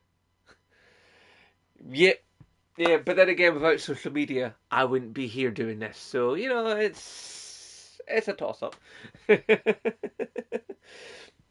What I want to do is I want to get a space, want to get some tunes, Uh, and what I intend to do is actually film it on a different platform. Yeah, a lot of people have gotten that video recently. Um, oh, well, I did used to be a club dancer, so that tracks. Um, yeah, so I'll film it on something else like, say, Instagram, and thank you. Film it on something like Instagram, and then link to Instagram on the video. Probably like put it as like in the description or something, and then only tell people towards the end of the video that the video is there in the description. And nice. I wasn't expecting that quote. Um, and then only real Zen fam would actually get to see it because it's only I would only want real Zen fam there because anybody else would just not get it. But let me fill you in for those of you who have never seen the video. Basically, like a million years ago, when Greg Miller was still at IGN and doing the original series of Up at Noon, the video game variety show that used to happen weekly. Um, he launched a competition for people to do their best Destiny dance animation, and they would win a Destiny related prize. I can't remember what it was because it was years and years ago. And funnily enough, I never saw any other entrants online. I only ever saw mine. But and I don't think I ever saw anybody ever win it. I don't know if the competition got scrapped or whatever. But the whole point was you would put up a video and you would title it so and so and so, and then you might win this big Destiny prize. And I was big into Destiny at that time. I stood in line and waited and got it. I was like third in line on launch night and stuff. You know, I was bought in. I had season pass out. I even I got a T-shirt from my while I was waiting in line. You know that I was given because I was one of the first five through the door. That was a fun night. There's some good people I used to know at midnight launches who I miss seeing. Um, yeah, so the dance was basically I used this piece of music called Wompa, which was a what do you call it? Not drum bass, the other thing. Dubstep. A dubstep reimagining of the Oompa Loompas from Charlie and the Chocolate Factory. The Gene Wilder version. Thank you very much. And I basically had to turn the volume right down so that you couldn't hear it in the video. So basically, I had to fiddle with the video after I'd shot it because I realized I was going to get copyright claimed if I put the video up in its format that it existed in. So there's no sound in the video. So I'm throwing shapes out to this bit of dubstep, and I'm just giving it laldy in my back garden. But the back garden is now a very different shape and arrangement, so there's no space to dance. Uh, and if I did, I'd just end up churning up the grass and stuff, and get told off for that. It's like, and I would annoy my neighbours with the loud music and stuff. So it's all just it wouldn't bode well at all.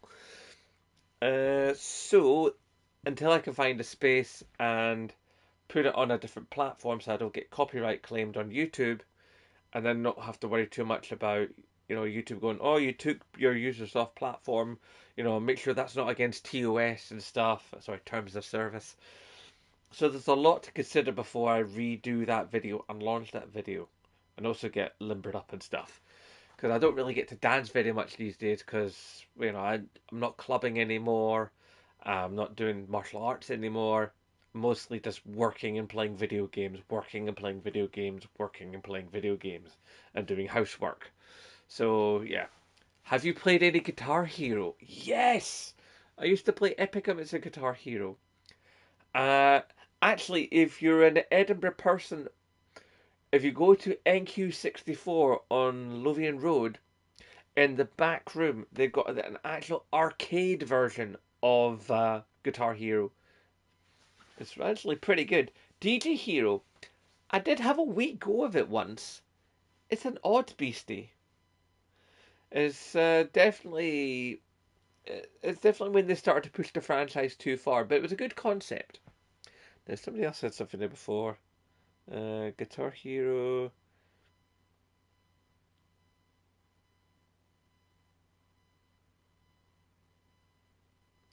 Dancing to gaming soundtracks.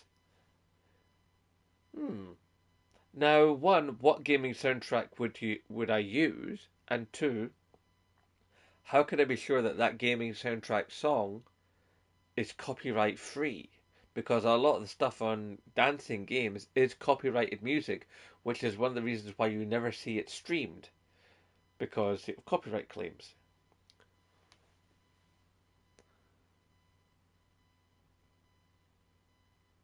That does sound like an interesting mix of tunes.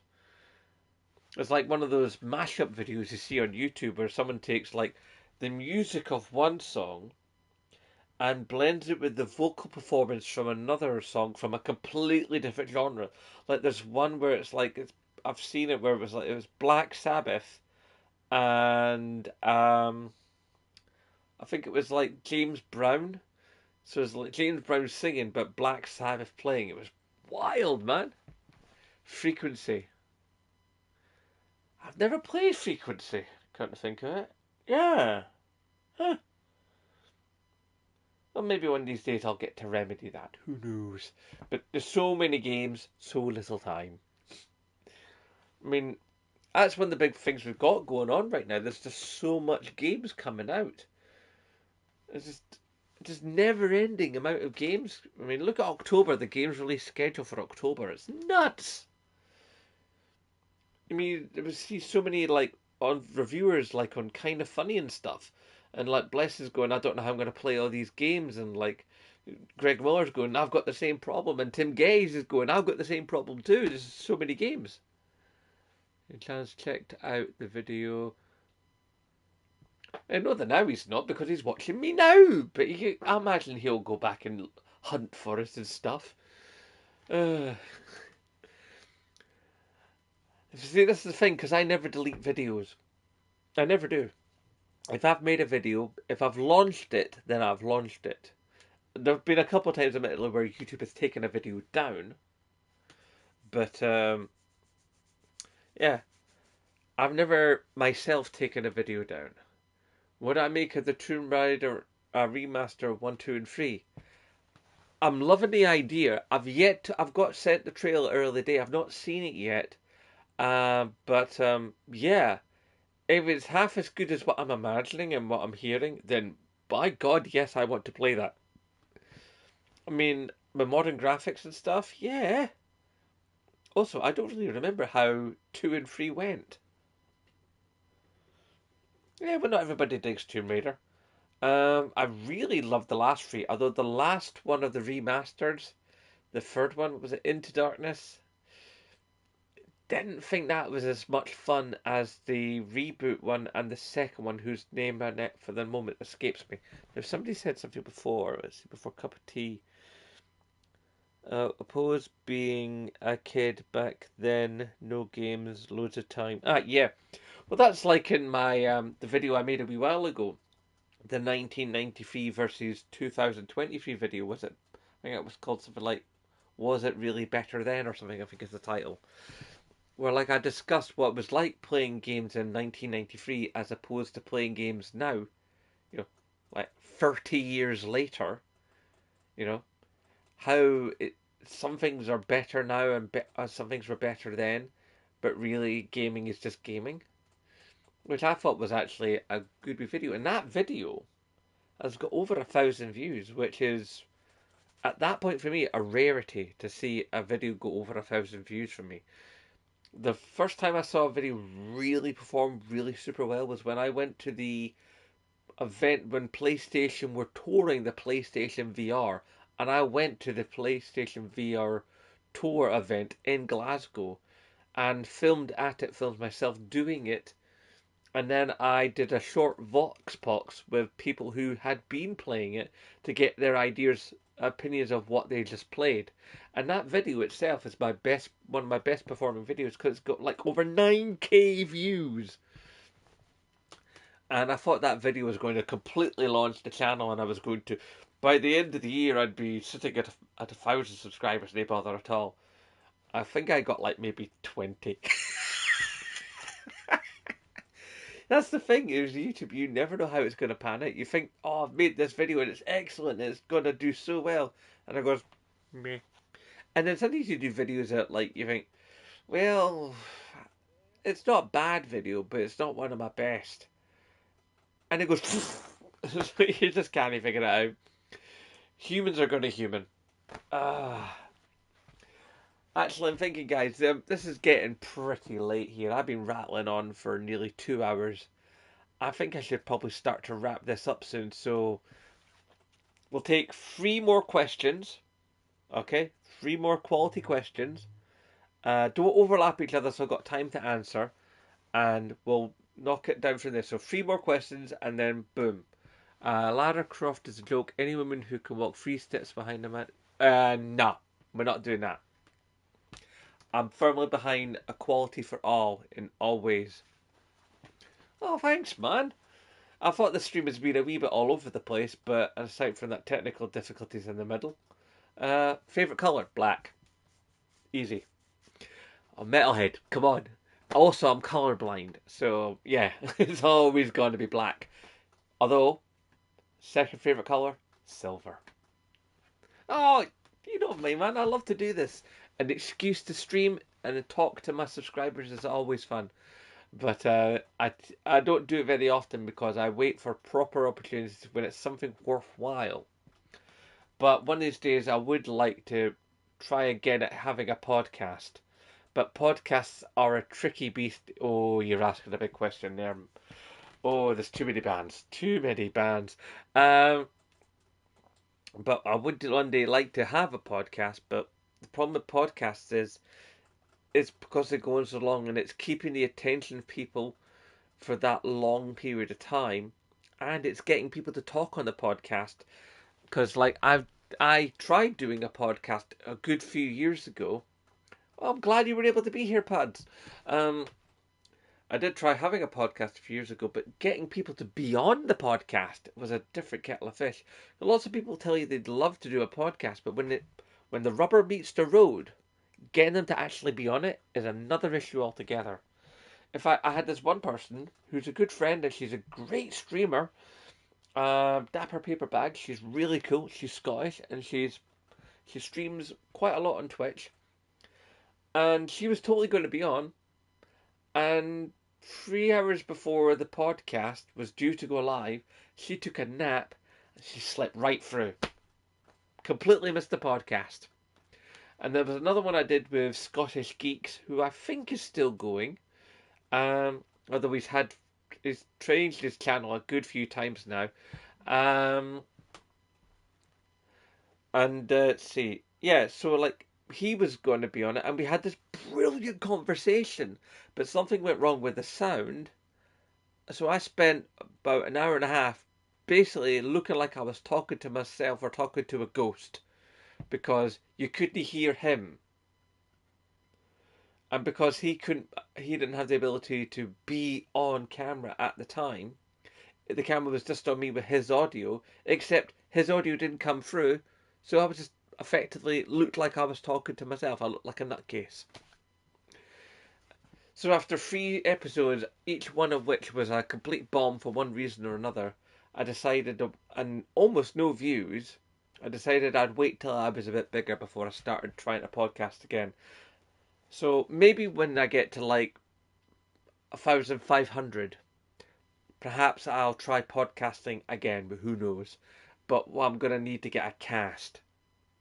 Although, considering I've had, I'm about to soon make the 20th episode of hashtag support Scottish YouTubers. Stay tuned for that. Maybe from those people, I might be able to pull a cast together.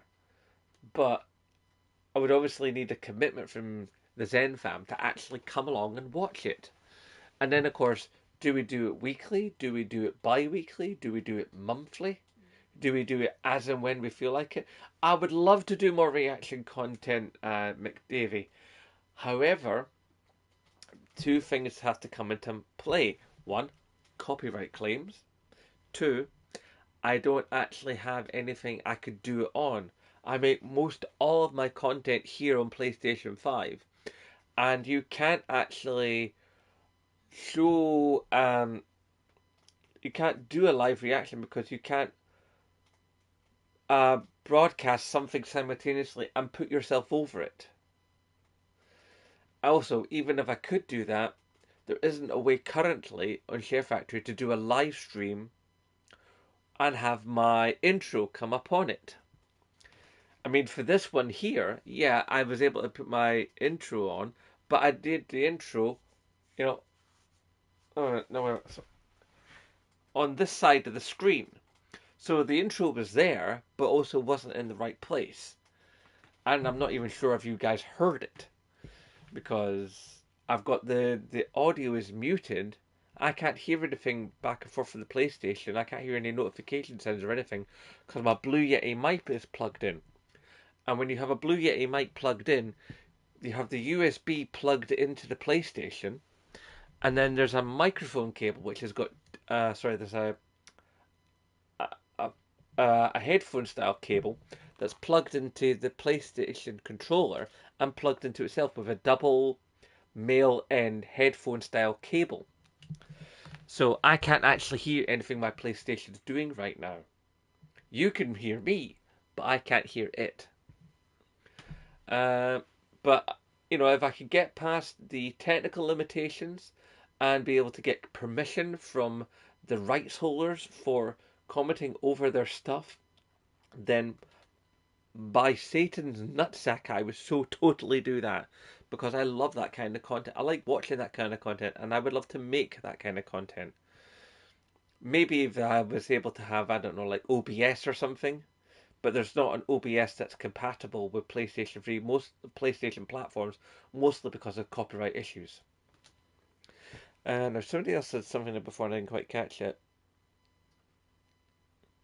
I did actually do a couple ones on my phone, but the problem is the presentation was ugly as sin. I mean, I did ones for like the reveal of the DualSense and stuff, and luckily I didn't get copyright claim, but I very easily could have done because a lot of the companies these days they're getting more and more litigious, and if you go out and do it, even though it's a transformative work, they will still come after you for basically using their content for your video. So unless you're like one of the bigger channels, like like Kind of Funny or IGN or Game Ranks, then you're probably going to get hit hard. You see, but you can't pause when it's a live event. You see, that's where the real rub is. That's where the best reaction content is. You know, and it's not just so much the pausing that makes it transformative content. If you're there and you're making lots of comments about the content, that's great. That is actually seen as transformative content by YouTube's rules, and YouTube's rules are technically run via what's it called of the free use, I think it's called. But see, that's American regulations, but YouTube is an international platform. So the other wings of any given media group from other parts of the globe can come round to your video and hit you with a copyright claim. In fact, it doesn't even have to be the owners of the copyright. Other companies can come along and claim the copyright, in an erroneous fashion, pretending to be the copyright owner, and YouTube's systems don't actually know the difference, and you can still get hit with a copyright claim for people looking to get money out of you for work that isn't theirs, but will basically hold the idea of you of having a strike put on your channel. And if you get 3 strikes on a YouTube channel, your channel is gonski. And unless you are in the millions of subscribers, then nobody from YouTube is going to look at your counterclaim. If you're a little YouTuber, if you're under say like 10,000 subscribers, YouTube doesn't give a hoot about you. You are a minnow. You're not worth bothering about in their thinking. So it's not just a matter of uploads. There's a lot to consider when you're making content on YouTube. Trust me on this. And other YouTubers in the chat who are here tonight will back me up on that. There's not just a matter of you just make a video and you upload it. There's a lot that goes on into content creation, which is why a lot of people fall by the wayside. Right now, some people were saying some stuff here. Crimes get a deal with it. All right, yeah. Right, see, there's a YouTuber that understands what I'm talking about. There's more than just making videos and putting them online. I'll give you an example, right? See, when I make an average video, that video you see that might say be like an 8-minute video. Yeah, I've made that video in 8 minutes. But when I make that, before I make that video, the lounge I'm standing in right now, I have to rejig the entire lounge. I have to erect my ring light. I hear that a lot, PS3. After I put up my green screen, uh, erect my green screen frame. I've got two diffusers on my lights that hang from my lounge ceiling. Oh, thanks, Jack. Yay. Um, oh, oh, sir. So I've got two light diffusers because I've got two ceiling lights that hang down. This is how my room is put together, because it's a council house, so things are just weird. I will continue to do that, Jack, because yeah, that one thumbnail you did for me was really cool. Uh, yeah, so I've got two light diffusers that hang down because if I don't diffuse the light, because the size of the room that I have and the orientation of everything, if I didn't have those diffusers, then I get this ugly sort of green speckling happening here. He did, yeah. Um, and also here because there's a light there and there's a light there, and basically they're two globe lights, the sort of papery globes. So I've got a diffuser in front of each one of those at an angle, so that basically I don't get the green speckling. It does happen sometimes. You'll especially see like in this corner and up here, you'll see some green speckling. There's sometimes the light is just gets uncontrollable. I do my best to mitigate it, but I'm a YouTuber on a budget. And so I've set everything up. Then I've put the time aside. So then it's a case of hook up the mic, do a sound check with the mic. Right. And then it's also the case of then make sure the camera's centered, the green screen is centered, so it's not like showing like a bit of wall or whatever. So many things just in the setup alone. Then I figure out what I'm going to talk about. Then I get then I get all my ideas together in my head because I don't work from a script because I'm a dyslexia. I just reading from a script just makes it become unwieldy and unnatural and somewhat robotic. The most I'll ever do is I might put a few bullet points on a piece of A4 paper and I'll blue tack it like up just above my telly or something. But then that means that I'm like looking at the piece of paper once in a while instead of looking at you guys. And I try to keep my eye contact with you guys because it's a conversation.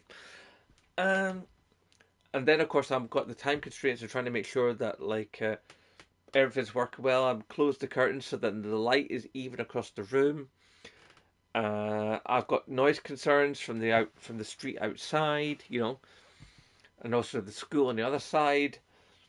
So I'm continually trying to control the environment. And then once I've made the video, I've got to dismantle my ring light and take down my things, put away the green screen, put away the green screen frame, which I still thank you very much, my in-laws, for giving me that for Christmas last year. It's still awesome. Put my mic away.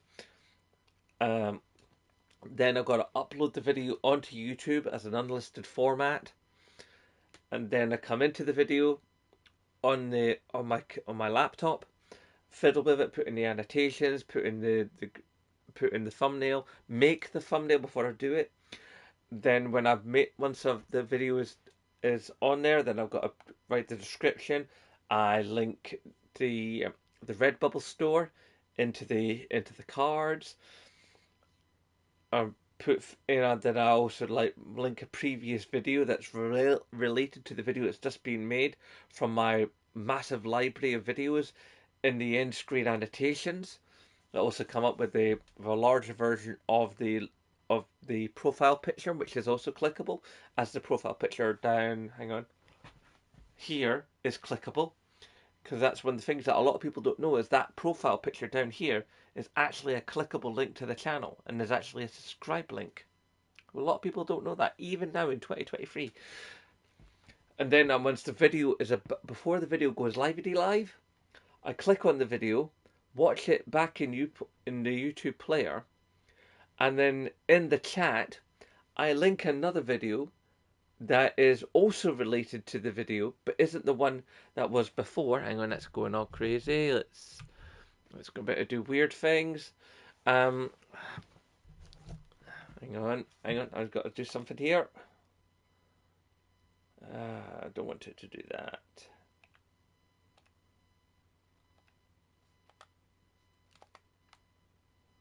Alright, hang on.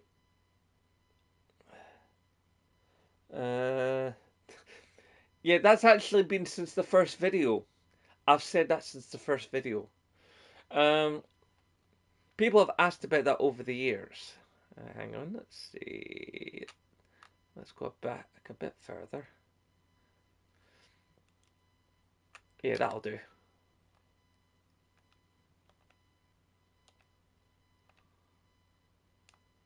There we go. Okay, and I'm back on screen again. Yeah. So then I go into that video and I find another video from the past that also relates to that video, and I put it in the comments, and then I hit like on it, so then I can make it into a pinned comment, so then it's the top pinned comment on the video, so then there's another source for you to be something to link to.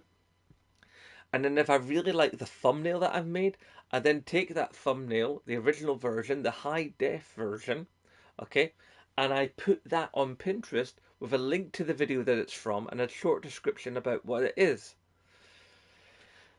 And that's just for one video.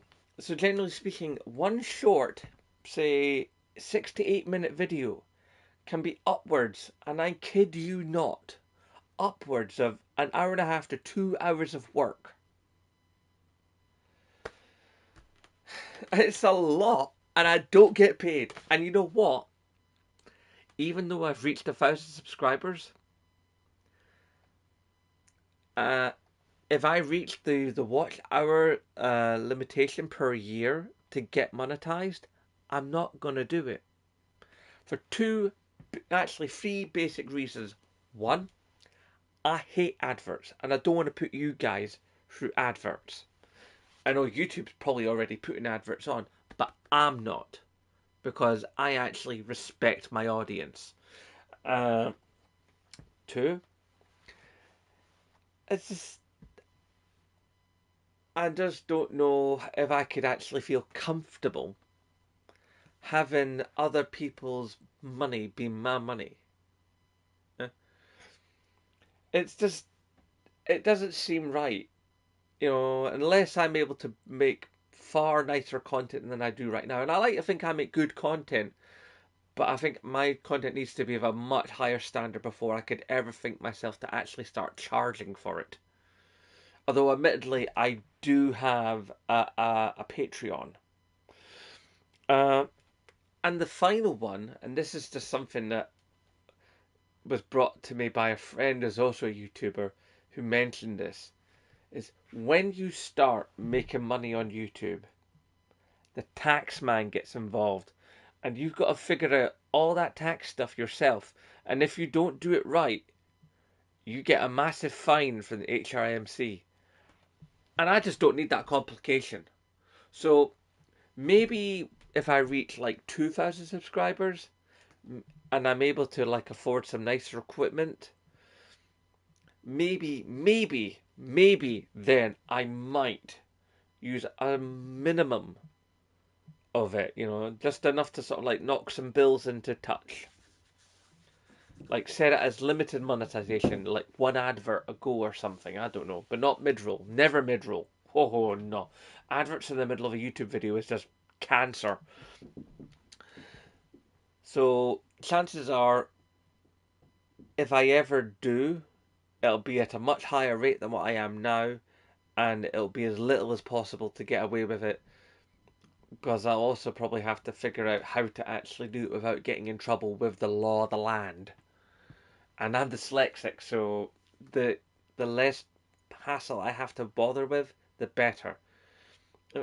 I mean, yes, I have the Patreon, but the Patreon is all marked that it's all just for the good of the channel. That all the money that would ever come into the Patreon would go straight into the channel and not to me.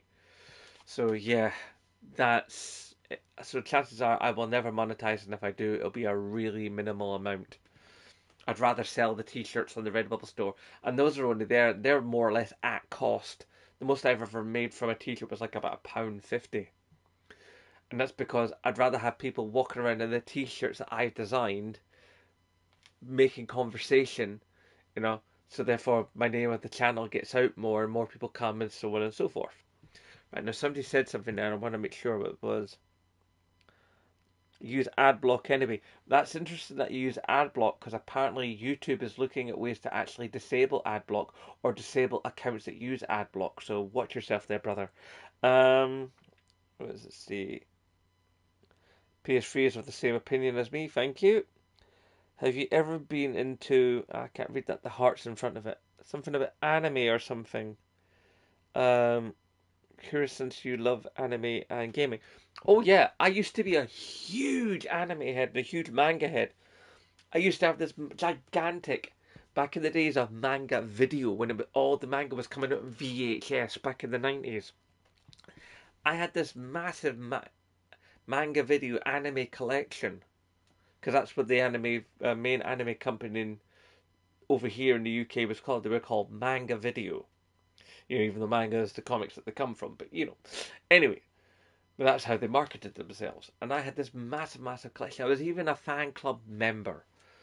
And I was buying tons of manga at the time as well. And I was up until a few years ago. And it's a art form and a comic form that I got a lot of time for, except now I don't. And also the money involved. But over the last few years, there's just been so much happening in anime that I couldn't possibly ever get back in properly because there's just so much of it. I mean, I already have enough trouble trying to keep up with all the TV series I like and all the video games I like. You want to add manga and anime into that too? Yeah, yeah, sure, sure, yeah. God, I mean, I'm already swamped with content on multiple fronts. That is like, I mean, most of the time I'm watching YouTube videos at 1.5 speed because it's like there's just not enough time to watch everything. Favorite anime. Ooh, it depends on the mood and what I wanted, but most often than not, aside from I love the classics like Akira and Ghost in the Shell, um, I think the thing I love from a series would probably be Dominion Tank Police.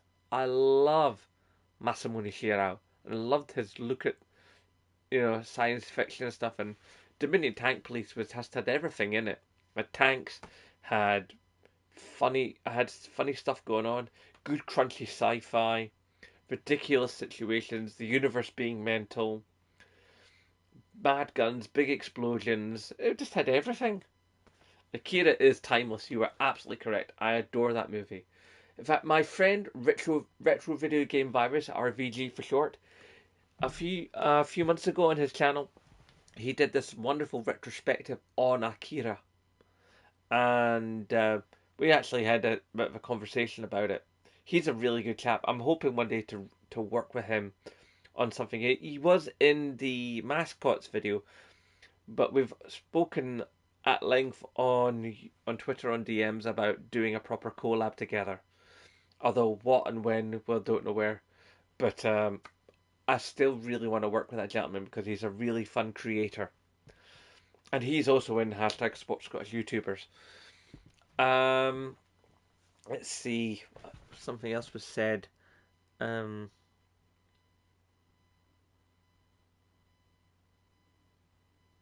I think I've missed something here. I watched Outrun High School Host Club. I don't know what that is. I'm assuming it's an anime. Um, I did watch the Cyberpunk. No, I didn't watch the Cyberpunk anime. I put it on the. He is hysterical. I did put it on the watch list on my Netflix, but I don't think I've gotten round to it yet. I did. I know I'm confusing it with. I'm confusing it with the other Cyberpunk series. Oh, what's it called? The thing with the memory modules in the spine. Um, that they made. It was a live action series at first, and they did an anime of it. Oh, what's it called? Oh, that's gonna annoy me now. But it was really, really good. Altered Carbon. Altered Carbon. That was it. Yeah, that was a really good series. I really enjoyed that. I've got tomorrow off, so I'm going to be working on on the episode 20 of hashtag support Scottish YouTubers. So keep your eyes out for that. I'll probably work on it tomorrow, and I'll probably get launched over the weekend or beforehand. Who knows? Um, and that's going to be the 20th episode of hashtag support Scottish YouTubers. Although I must admit, I thought by now I would have more than 20 episodes, because surely there's more Scottish gaming YouTubers that need to get noticed under 1,000 subscribers in Scotland in the year of our Lord 2023 than 20 people in just around about 2 years. That just doesn't seem right somehow. Okay, guys. Well, I've been going for a shade over 2 hours, which is pretty much as long as I was hoping to go for in the stream. Admittedly, there have been some technical things a couple of times where I've had to spin the footage back and not be on camera for a few seconds. And at one point, it turned into a food podcast. It's just still crazy. But this has been an awesome occasion. Please remember, obviously, to share my name about the place. So when we hit 1,500, we can do um, another live stream for that. Up until then, I don't know what else as another occasion I can do a live stream about, because I like to only do them for special events, and obviously more collaborations with other people. I definitely want to do more of that in the future, and yeah, hopefully there's some I can get to some more live events for you guys. So if you know of any conventions or anything that are happening in Scotland, that would be wonderful. Let me know so then I can see about trying to budget for going to them and stuff. And I think that's everything. There's unless I'm missing something, then you guys please obviously type it down below. But I imagine you could put that in the comments when this video goes as a VOD from it being alive. And with that, I'll say hashtag support Scottish YouTubers, and of course, as always, I nae bother.